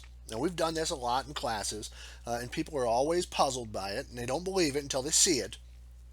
But what we're talking about here is different than what most people do. A lot of times people will hook up their gauges to both the liquid and the suction line side of the system to pull a vacuum, and then the yellow hose will go to their vacuum pump. Well, the problem with that is there's nowhere to hook up the vacuum gauge on the system. So what they do is there's usually a T on the top of the vacuum pump, or a T that they'll put in their gauge system, so that they'll have a T like in their hoses or something, and they'll hook their micron gauge up to that. Well, if you're hooking your micron gauge up to that, you're registering the vacuum off the strongest possible suction point on the system, so it's probably not going to be an accurate depiction of what's going on in the system. So what the EPA wants you to do is they want you to have the vacuum pump the farthest point possible, or the micron gauge is at the farthest point possible on the system from the point at the suction. So think about it. You always want to keep your natural flow going, and your natural flow says we're going to want to put our vacuum pump on the suction side of the system. So you really, and this is bizarre to a lot of folks, you really don't even need a set of gauges. You could go from the pump to the system with one hose, as long as you had a way to isolate it once you're going to charge the system. But you could go from the vacuum pump to the hose, or to the system, with one hose in the suction side, and have your micron gauge hooked up at the farthest point, which is on the liquid line side, and it would have to suck through the entire system before it registered on that micron gauge. Now, does that speed up the process? Absolutely not. You haven't done anything except change the point at which you're measuring the vacuum. Now, why do they want that, do you think? Well, apply some common sense to that question. If I'm out on a job, generally speaking, everything has got to be fast. They're not paying me to sit around and drink coffee and chat with the customer. So I'm trying to go as quickly as possible. If I have my vacuum gauge hooked right up to a tree on the top of my vacuum pump, which is the largest amount of suction I'm going to possibly look at, and I'm going by what it says on that vacuum gauge as to whether or not I've got a good vacuum. 500 microns is the minimum amount of vacuum I want. Some manufacturers want 250 or 350. So 500 I know is where I want to be at least. That's where the free vapor boils out of the system. If it's right on top of that vacuum pump, it's going to measure 500 microns very, very quickly because that's the strongest suction point. In order for that to be accurate, I'd actually have to shut the vacuum pump off for a little bit and let all the system and my micron gauge stabilize so that I can see what the vacuum actually is on the system versus what it is pulling right off the top of that pump. So what they're saying is, I'm not going to do that. I'm going to sit there and look at that gauge. It says 500. I'm shutting it off. I'm charging up the system, and I'm going about my business. So in order to counteract that, the EPA says, look, why don't you just hook it up on one side of the system, your vacuum pump, hook up your vacuum gauge on the other side of the system, so that as you're pulling your vacuum, when you glance down at that gauge, the reading you get on that micron gauge is as accurate as it's going to get because it's the furthest point from the vacuum pump. So it's had to evacuate or it's had to dehydrate that system up to that point to get to that micron level. So when I look at 500 microns, chances are I'm at 500 microns. So it's a true time reading. It doesn't actually change the amount that of the system that you're pulling a vacuum on at all. It just changes the way at which it processes in our mind and then relates to our job and good practices. That's all. Evacuation speed and efficiency. Factors that affect recovery. The size of equipment, of course. If I'm doing a refrigeration skid that only holds a pound of refrigerant versus a 300-ton chiller, that's obviously going to affect the speed of my recovery. Ambient temperature. The lower the temperature is outside, the longer it's going to take. The amount of moisture that's in the system, the size of the vacuum pump and the suction line hooked up to it, and some of the things that you can do to speed up the process on the refrigeration side of things. Are you able to heat the system, generally speaking, with like a crankcase heater or possibly with a defrost heater, so that you can elevate the temperature that's inside of the system and aid in the recovery time, speeding up the recovery time that it would take. Some of the precautions. If you use a really large vacuum pump, it could cause trapped water to freeze. It could create a rapid decrease in pressure in the system, which could, instead of boil, it could freeze. So in that instance, if you've got a huge, say 10 CFM vacuum pump, and you're working on a prep table at a local food establishment, that's going to be way too big. So in order to pull a proper vacuum with that and prevent any freezing, which could happen, you could bleed a small amount of nitrogen into the system as you're pulling the vacuum to keep the pressure up high enough that freezing doesn't occur, but also not so much that it's going to affect the vacuum pump or the actual vacuum that it's pulling. Completing the dehydration process. Again, we're pulling a vacuum. Measuring a system's vacuum could be done with the system isolated and the vacuum pump off. A system that will not hold a vacuum has a leak, period. Dehydration or pulling a vacuum is complete when the vacuum gauge shows that you've reached and held the required finished vacuum. Now that may be dictated by your manufacturer. If it's not, 500 is that's your actual minimum. That's the point at which free vapor is going to boil out of the system. But like I said, some manufacturers are going to dictate that and want you to go even lower than that. Measuring your effectiveness for the dehydration or the vacuum. It's difficult to determine dehydration effectiveness using a compound gauge. It's not difficult. It's impossible to do using your blue suction gauge. It's meant to show you that you're in a vacuum, not that you've got a good vacuum. It reads in inches of mercury, which is huge compared to a micron. The use of a micron gauge can achieve 500 microns of a vacuum and that will tell you that you've achieved a good vacuum. So remember, it's not difficult to determine the effectiveness of your vacuum using your blue gauge or your vapor gauge. It's impossible. You could literally pull down to that 30 inches of mercury, and you could have a pinhole leak where you're sucking in contaminants from someplace else and still maintain that 30 inches of mercury for a very long time. So don't do it. Always use a micron gauge. Recovery cylinders. Recovery cylinders are designed to be refilled. Recovery cylinders have two ports, one liquid, one vapor. The difference between the two is the liquid one has a straw that goes all the way down to the bottom of the jug, so it's always drawing liquid. They must not be overfilled or overheated. Overfilling or heating can cause an explosion. Does anybody know what the manufacturers recommend is the maximum heat that these things are exposed to? It's 125 degrees. So that's not very hot. I would imagine that in a lot of areas of the United States, certainly where I am, the back of your van is probably going to get closer to 140, 150 degrees if it's left there for a while on a job. Don't heat the refrigerant with open flames. Refillable refrigerant cylinders, like recovery cylinders, shouldn't be filled over 80% of their capacity weight. So that means you got to tare the actual weight of the cylinder itself. Refillable cylinders got to be tested every 5 years, mandatory, and date stamped so that they're approved.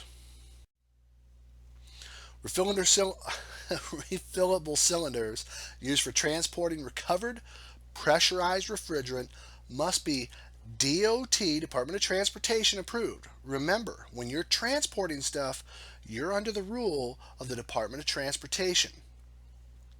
Commercial vehicle enforcement will have a whole set of guidelines that they're going to be looking for you to be following when you're on wheels. Approved refrigerant recovery cylinders can easily be identified because the only kind that are accepted are yellow tops and gray bodies, just like the one pictured here. All the cylinders should be inspected for rust. If they've got any kinds of rust or damage, they're supposed to be brought down to 0 psi and then discarded. These are called disposable cylinders in the Section 608 exam. And so that's why I'm calling them that in the prep course.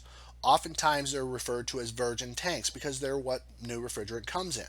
Disposable cylinders are used with virgin refrigerant and may never be used for recovery. Doesn't say that you can't, it says you're not supposed to. Personal safety wear. I know everybody wears this when they're at work. When handling and filling refrigerant cylinders or operating recovery or recycling equipment, you should wear safety glasses, protective gloves. Let me ask you something. Do you have any idea at what point OSHA says pressure exerted on your skin could become an issue? It's around 30 psi. At 30 psi, you could actually have a contaminant enter your skin without piercing your skin or causing any blood. We've heard of that happening oftentimes with guys that work with oil or hydraulic cylinders or something like that. They get that stuff that'll shoot through their skin and it'll actually get under in their skin and maybe even in their bloodstream. So that's why they're saying protective gloves and eyewear. Obviously safety first. Nitrogen, pressure testing more particular. When pressurizing a system with nitrogen, you should charge through a pressure regulator. Don't use some weird conglomeration of fittings to get it down so you can just use a hose. There's over 2,000 psi in these things when they're new. So be smart about it. Always use a regulator. The next couple of things with relief valves, we haven't used those in years. So this is something that you may not be familiar with, but you will have to remember for the test because there's a couple of questions on there about that. Generally speaking, nowadays your relief valve is going to be contained in your regulator. Insert a relief valve in the downstream line from the pressure regulator. Never install relief valves in series. Well, the common sense beyond that is If you do them in series and one pops, the other one could fail as well. If the relief valve is damaged in any way, including corrosion, replace it.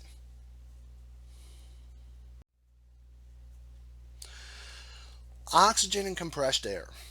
When you're leak checking a system, never pressurize the system with oxygen or compressed air. Now, oxygen, you would think to yourself, why in the world would somebody ever do that? Well, years ago, when you had people come out and actually work on your refrigerator versus throw it away and buy a new one like people do today so often, refrigerator skids have very, very small amount of refrigerant in it. So it's very commonplace that you would see guys make the repair and pressurize the system with the gas in their torch kit because it was such a small amount. Well, what's the damage there? Well, if a customer comes home and you're at lunch and they say, oh man, he forgot to plug this back in, my food's going to get spoiled, they plug it back in. Oxygen is similar to refrigerant when it goes through the system. Now you're going to have your compressor engaged, and once you compress that oxygen, you increase the pressure, you increase the temperature, and you reach that boom point. So never use compressed oxygen in the system or compressed air. When mixed with refrigerants, oxygen or compressed air can cause an explosion. Safety in large refrigerant leaks, there's two things you want to remember on this page. Vacate and ventilate. Right? If a large release of refrigerant in a confined area happens, it could displace the oxygen and suffocate you. So hopefully there's a self-contained breathing apparatus in that area. It's probably required if it's that type of area. If it's not available, immediately vacate and ventilate. So know your exit points before you start your work. Refrigerant safety in open flames. Generally, the stuff you see here highlighted in yellow is going to be comprised of two different questions found multiple places on this test. Never exposed R12 or R22 to open flames or glowing hot metal surfaces, i.e. any refrigerant. But for this particular purpose, we're giving these as the example. At high temperatures, like flames, R12 and R22, or any other refrigerant, decompose to form hydrochloric and hydrofluoric acid and phosgene gas. Always review the MSDS sheets, which recently has been changed to just SDS sheets, safety data sheets, when working with any solvents, chemicals, or refrigerants. Shipping and transportation. Before shipping, use refrigerant cylinders, complete the shipping paperwork, and include the number of cylinders of each type of refrigerant. Make sure that each type of refrigerant has been labeled on each of the cylinders. They're supposed to be transported in the upright position. Not only transported in the upright position, but they're supposed to be ratchet strapped in place or in a specific holster designed for them. Each cylinder's got to have a DOT classification tag that says it's a 2.2 non-flammable gas. Why is that important? Because if it doesn't have that, commercial vehicle enforcement or the DOT only has to go on that it must be something different. Anything that's not 2.2 non-flammable gas for refrigerants and transportation purposes means that it's probably going to be under different transportation rules, have different license requirements for the transportation, possibly even hazmat types of transportation rules. And if you're not transporting it with those, your diamond is probably not set correctly on the outside of the truck. So all of these things go into effect when you're on wheels. You have to make sure all your dots are put on your I's and your T's are crossed. Here we go with the recovery equipment. It's not difficult. I'm going to make it real easy for you. Remember the magic date, November 15th of 93. We're going to talk about before and after. Remember, if it's made before November 15th of 93, then the requirements aren't going to be as strict because it's older equipment and it was under older requirements. It must be capable so the first one we're talking about is a recovery unit that's made before November 15th of 93. You would recognize it because you probably have to wheel it around on a two-wheel dolly. It's got to be capable of removing 80% of the refrigerant whether or not the compressor is operating. So it doesn't matter if the system works or not, it has to at least remove 80% of the refrigerant or achieve a 4-inch vacuum under ARI 740. Now, if it's recovery equipment made after November 15th of 93, that's where the change comes in, but it's actually only one change. It's got to be certified by a lab that says it's capable of recovering 90% of the refrigerant if the system works, if the compressor actually works, or 80% if the compressor doesn't work. And the last section here is exactly the same, or achieving a 4-inch vacuum under the conditions of ARI 740. So remember that. Before November 15th of 93, it's 80% across the board recovery or a 4-inch vacuum under the conditions of ARI 740. If it's after November 15th of 93, like you see here in front of you, it still is 80% recovery if the system doesn't work. All they've done is said, look, if the system's operating, there's no reason that you shouldn't be able to recover more refrigerant. And so they're asking you to, if the system works, they want you to recover 90% of the refrigerant instead of 80%. So it's 90% if the compressor works, 80% if the compressor doesn't work, and a 4-inch vacuum under ARI 740. Very simple.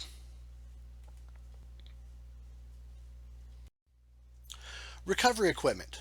All equipment's got to be equipped with low loss fittings. Remember, doesn't have to be there from the factory. Some of these things could be required for you to purchase and put on there. Or close automatically when hoses are disconnected to minimize the refrigerant loss.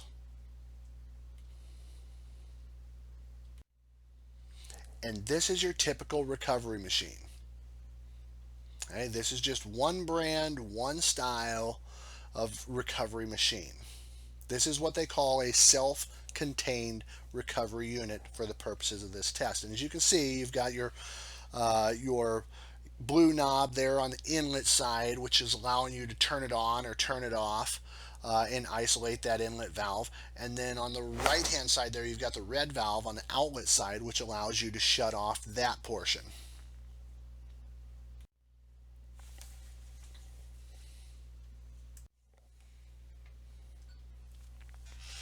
So now we're done with the core and we're into type 1. The rest of this is going to flow probably fairly quickly. Type 1. Technicians servicing small appliances must be certified in type 1.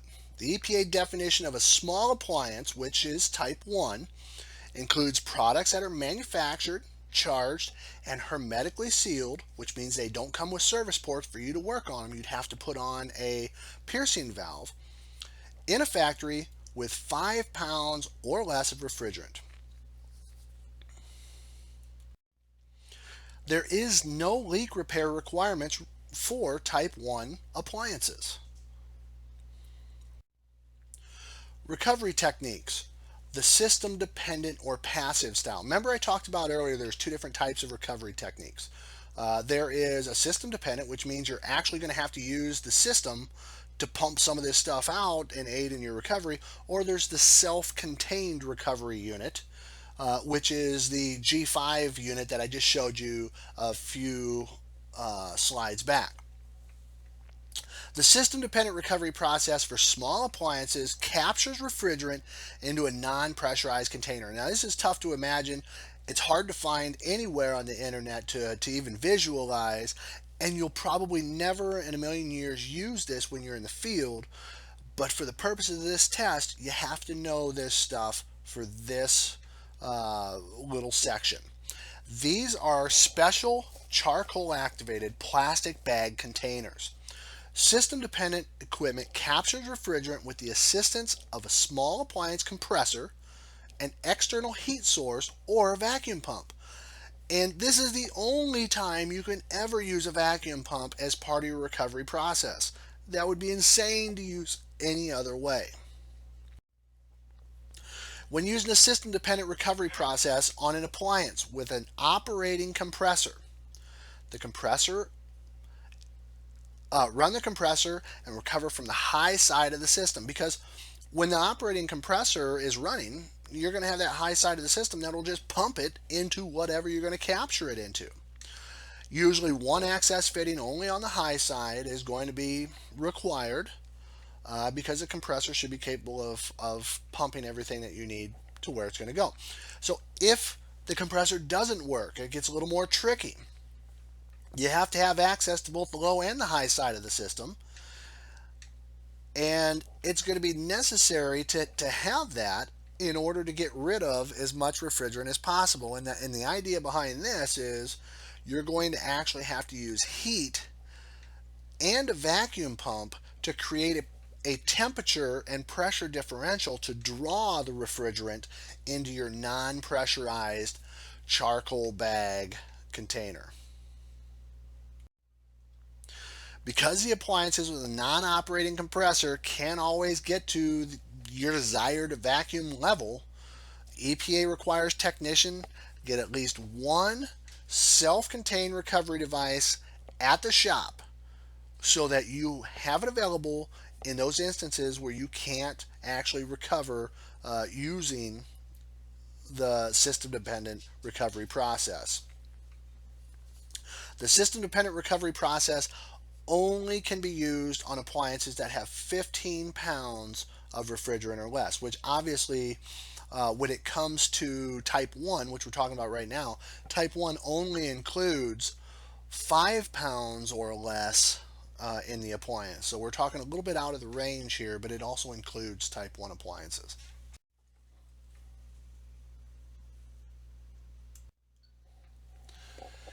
Installing piercing valves. I've got pictured right here an actual piercing valve if you've never seen one before. They're not very complicated and they don't require a whole lot of mechanical fortitude to install.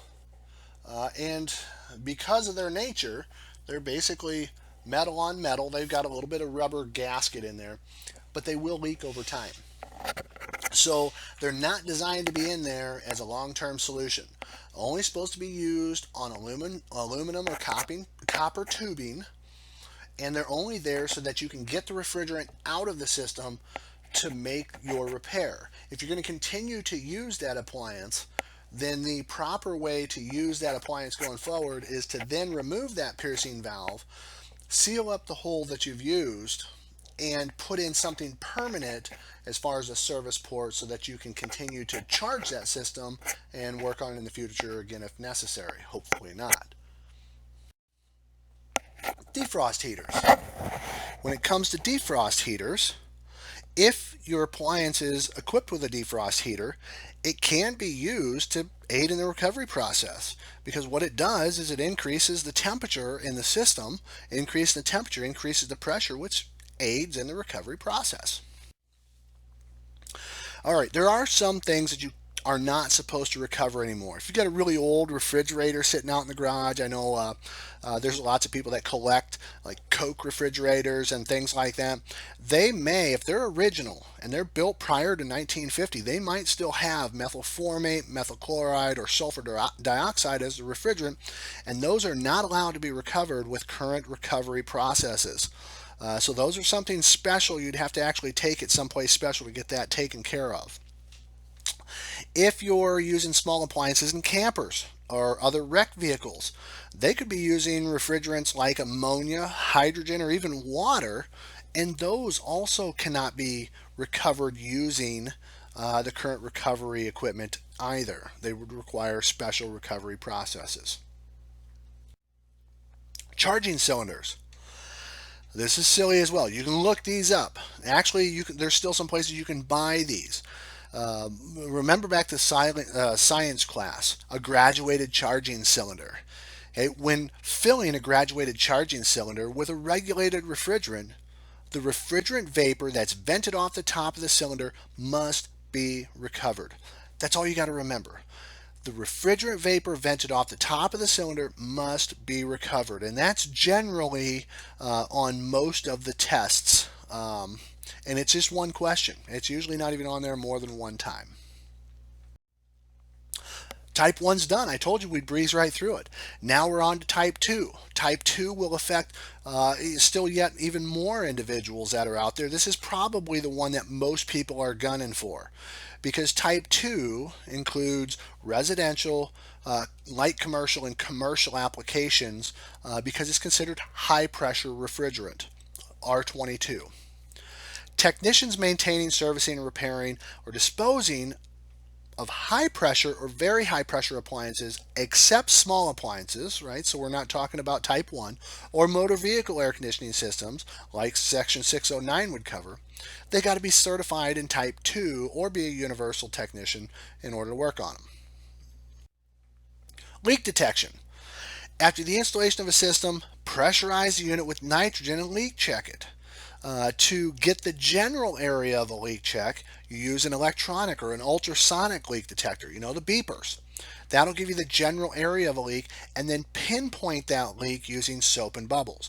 That might not be the way that you do it out on the job site, but that's the way it's intended to be done. Here's a random service scenario that's found on a lot of the exams. A refrigeration unit using an open compressor has not been used in several months. It's very likely to leak from the shaft seal. Well, the seal becomes dried or malformed, and it would leak. During a visual inspection of that system, I always relate back to automotive, just looking and working on an engine. The way I can always tell where there's an oil leak, you've got traces of it, right? It's dusty, it's kind of sticky. You can tell that there was a leak there of some sort.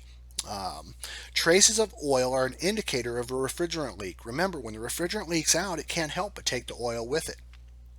Excessive superheat caused by a low refrigerant charge is also an indication of a leak on a high pressure system.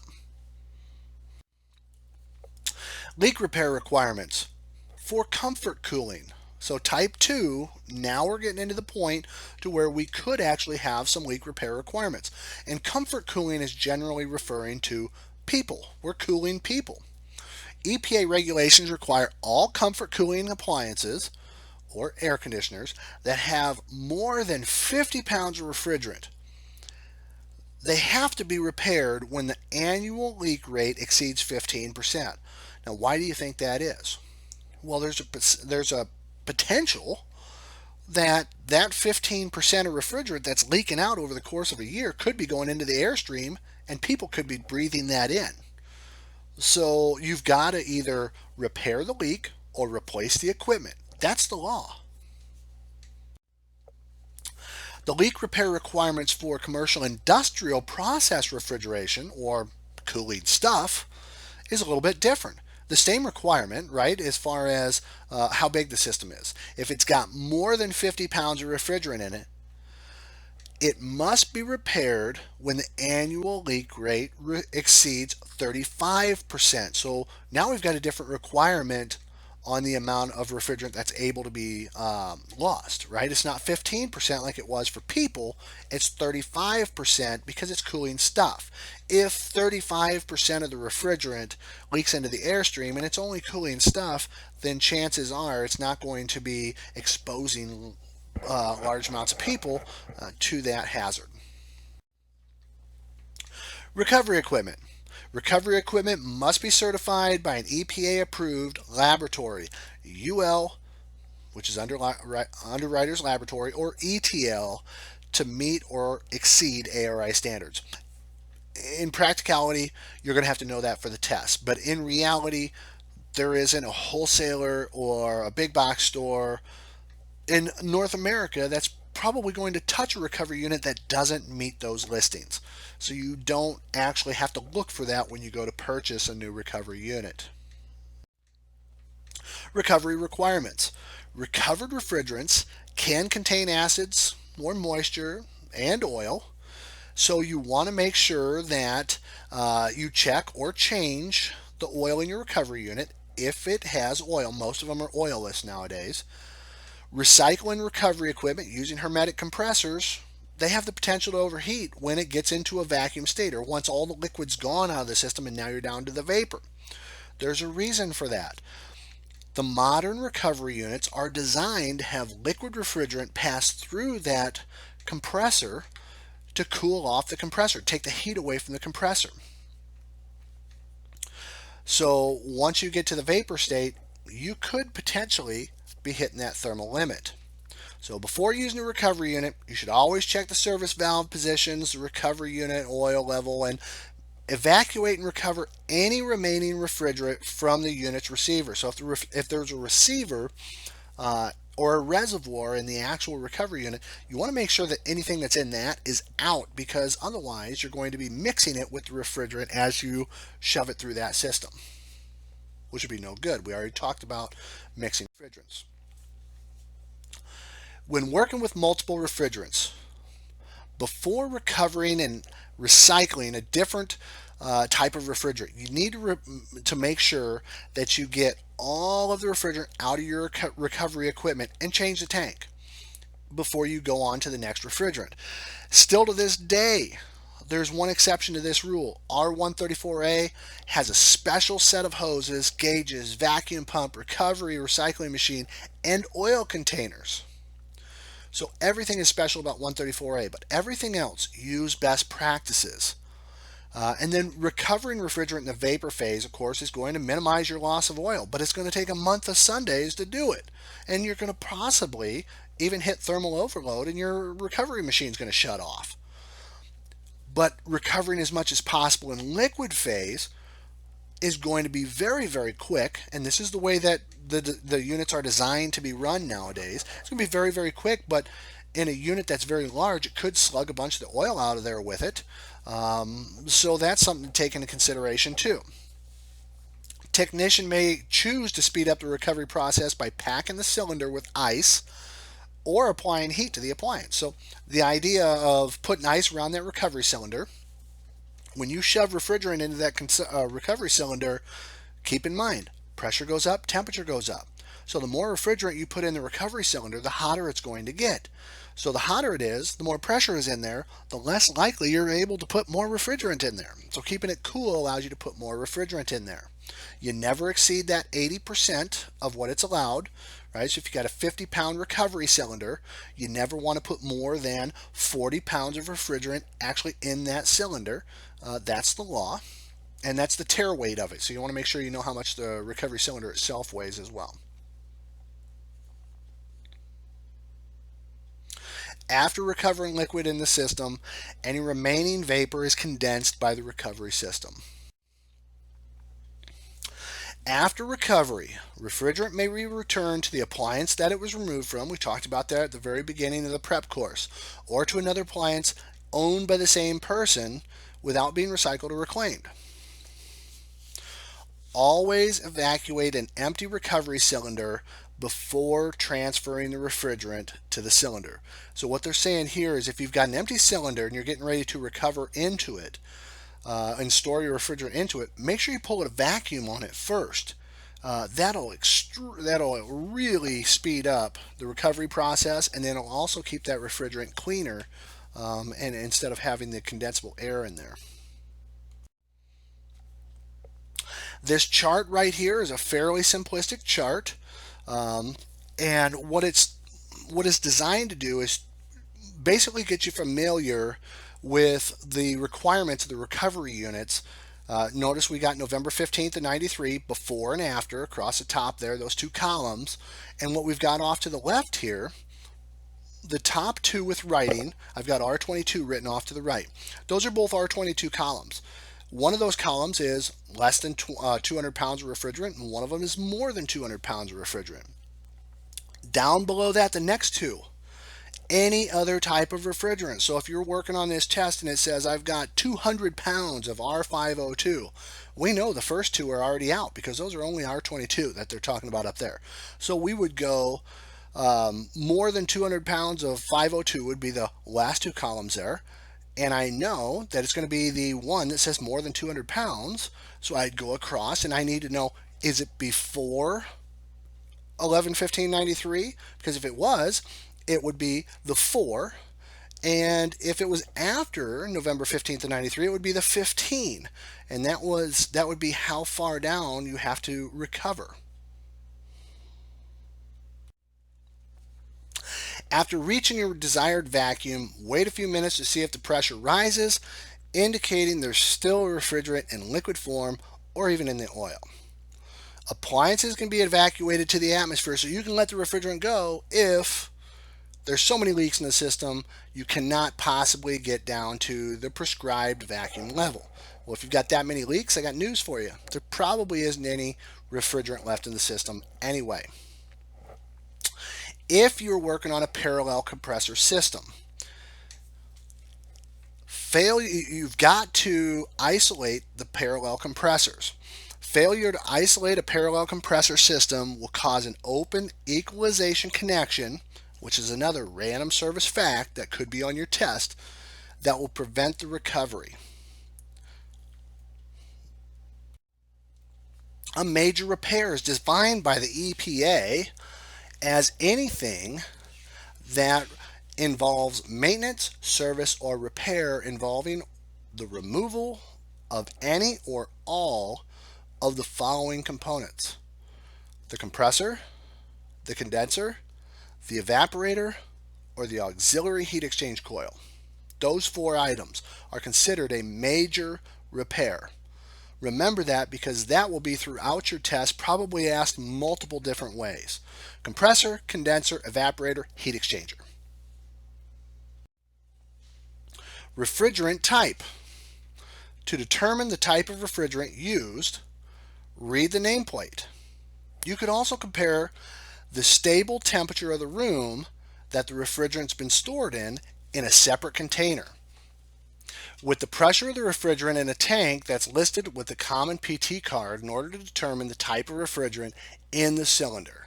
You can see this on the next slide.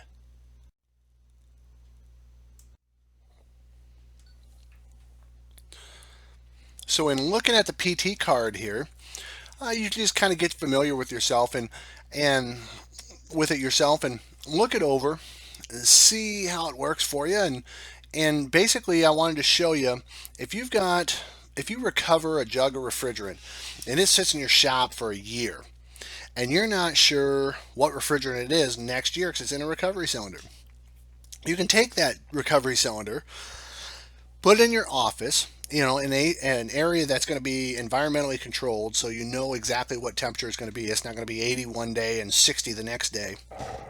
So you put it in your office and you leave it in there all day, maybe even all night.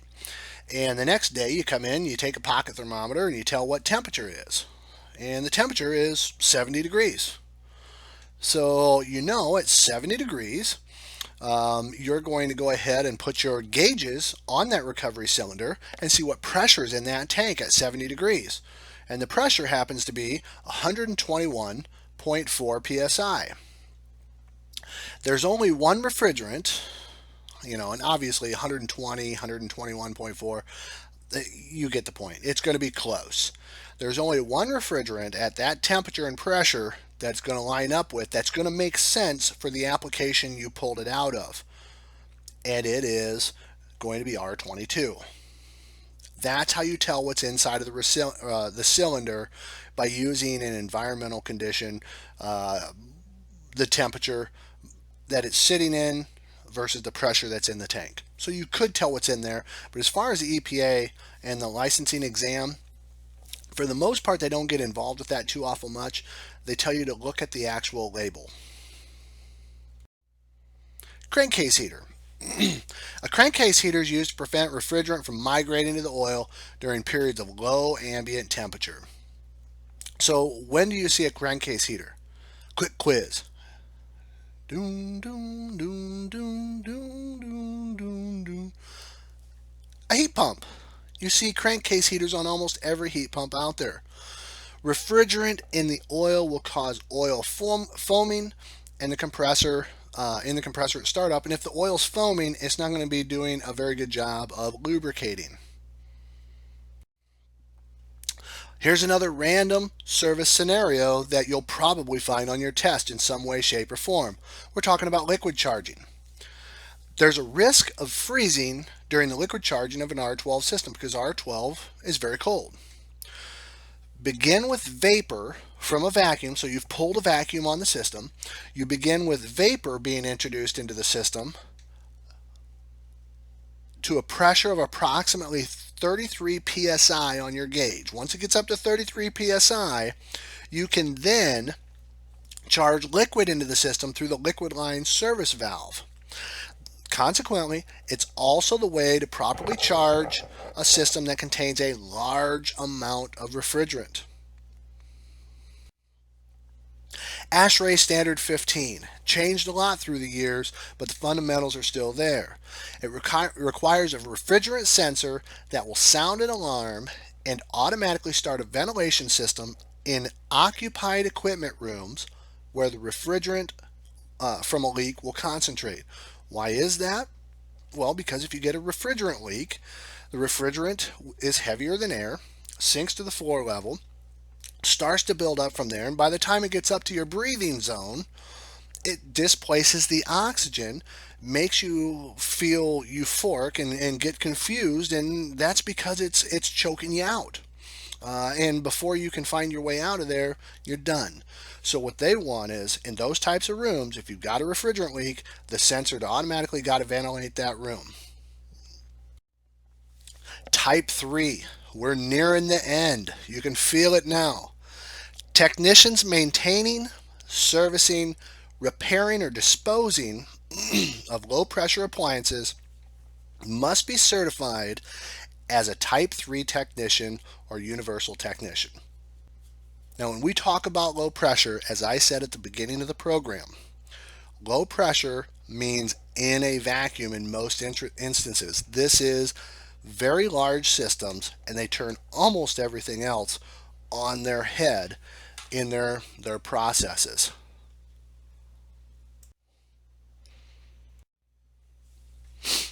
So here's an example of a chiller. Now, just kind of a cartoony example of how they're laid out. This is a direct expansion. Here's another one. I put this one up there, kind of comical.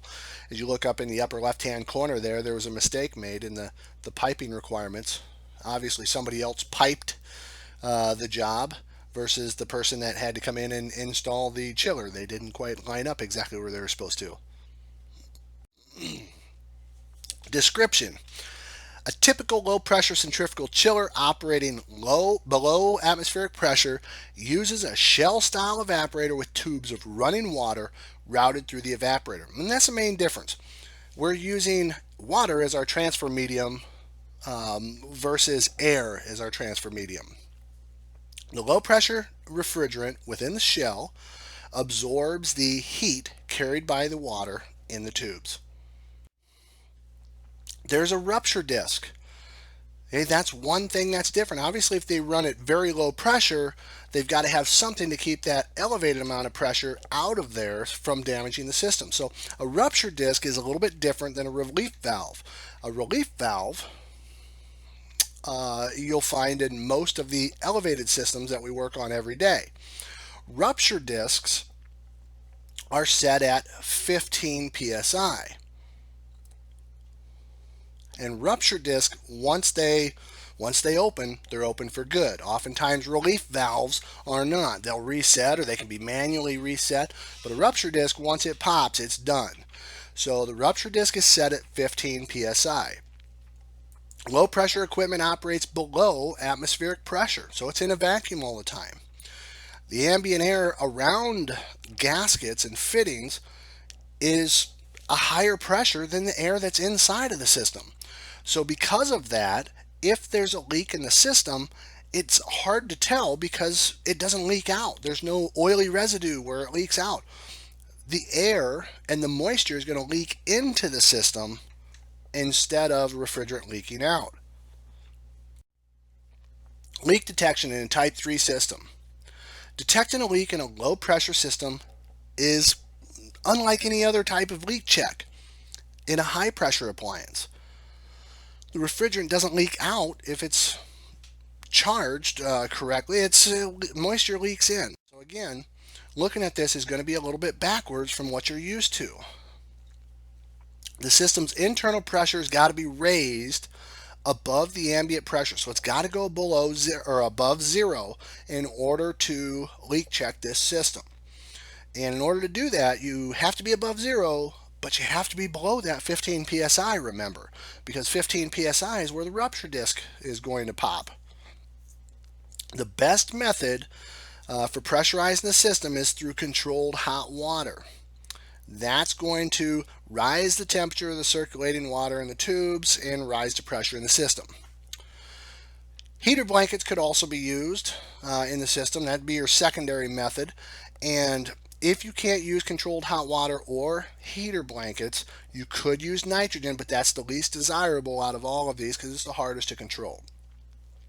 When pressurizing the system, never exceed 10 psi.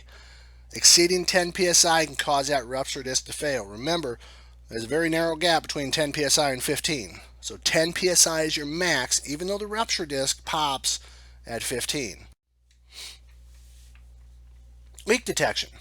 Leak test in a water box is accomplished by removing the water and placing a leak detector in the drain valve.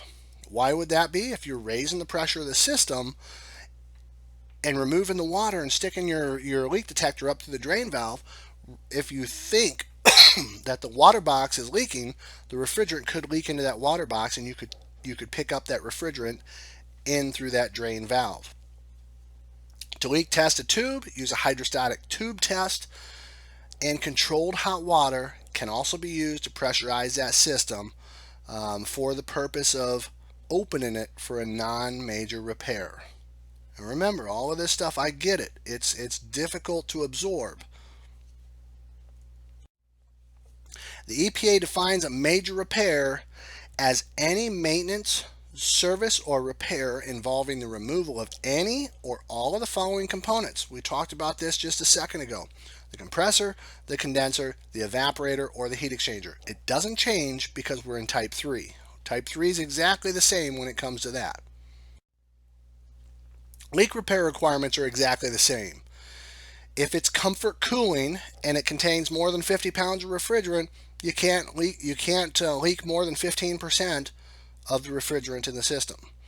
If it's commercial, industrial, or cooling stuff, the leak rate can exceed 35% if you've got more than 50 pounds in the system.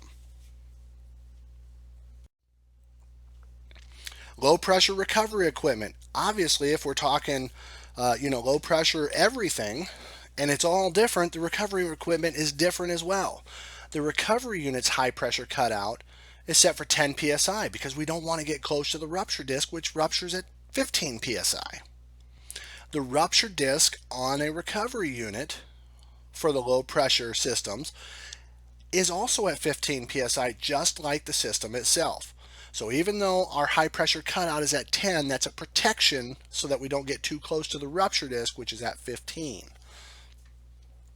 Most low pressure recovery machines utilize a water cooled condenser that's connected to the municipal water supply.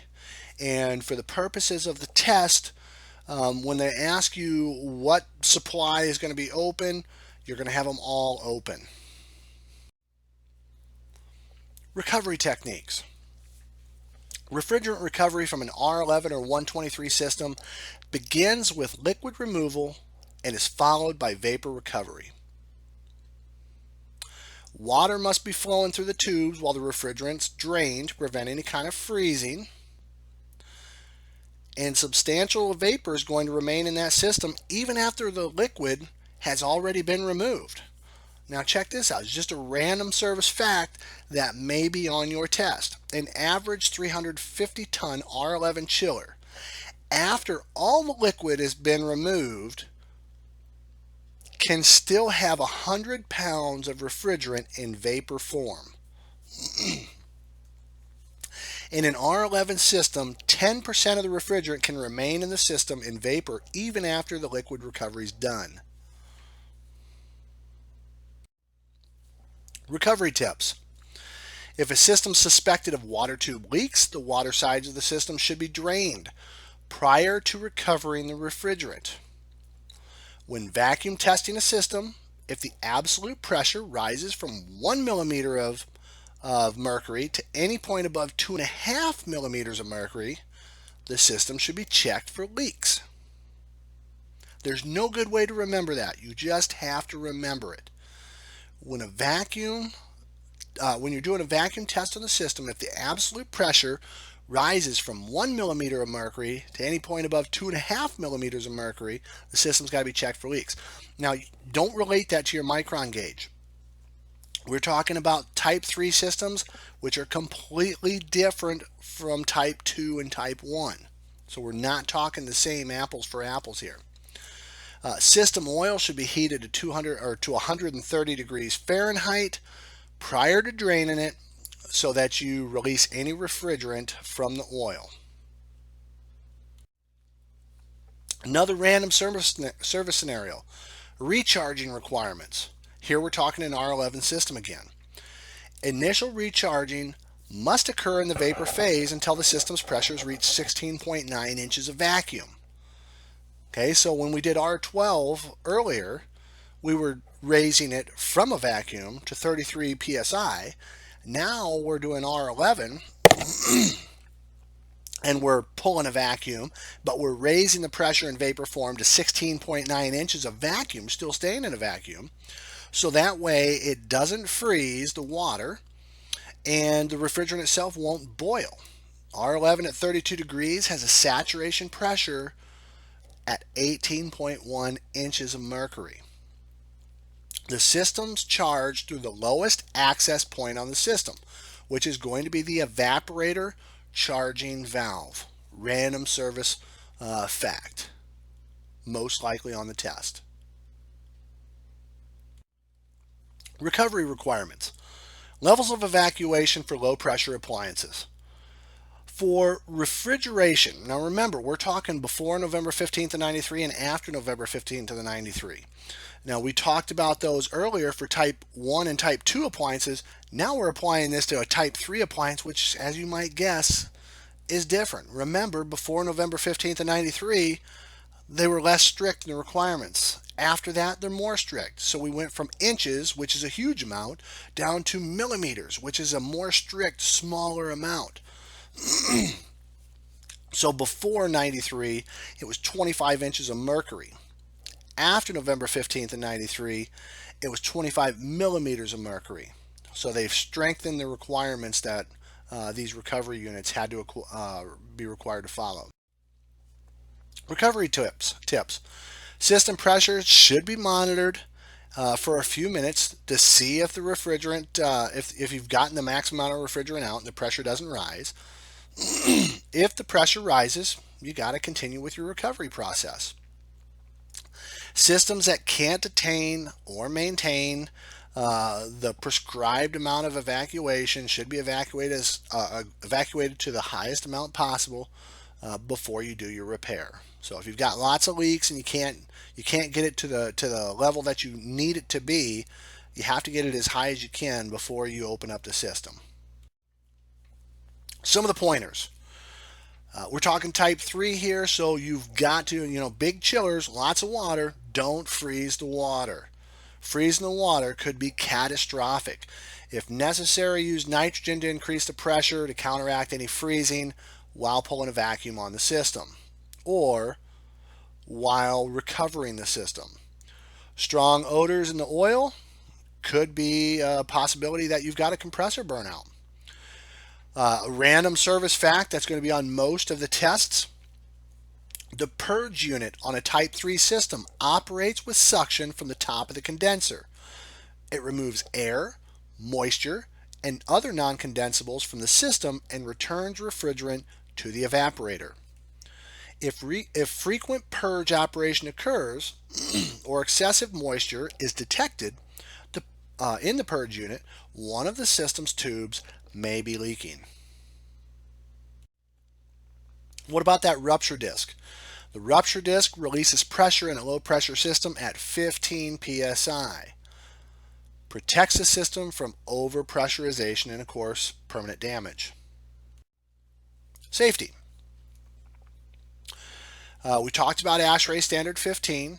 Equipment rooms got to be monitored for refrigerant leaks, and ventilation systems have to be automatically activated, and that's a requirement of ASHRAE Standard 15. Now, don't go out and change in everything that you do because it's only required in certain scenarios, so be familiar with those scenarios. And ASHRAE Standard 15 is a standalone periodical that you can purchase from many of the bookstores. All refrigeration systems must be protected by a pressure relief valve, even on our Type 2 and 1 systems, and never install relief valves in series. If one pops, they'll all pop. This is a chart showing the vaporization of water and the temperature that this happens. And you'll have access to this in your study guide. This is another look at the chart we spoke about earlier.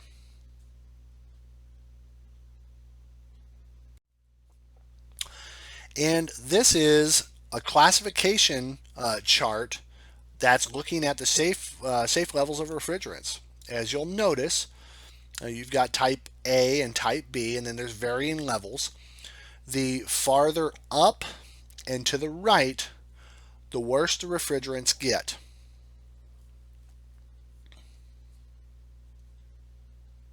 Notice 12, 11, and 134A are all categorized as A1. And I think, believe it or not, on the test, the other question deals with B1.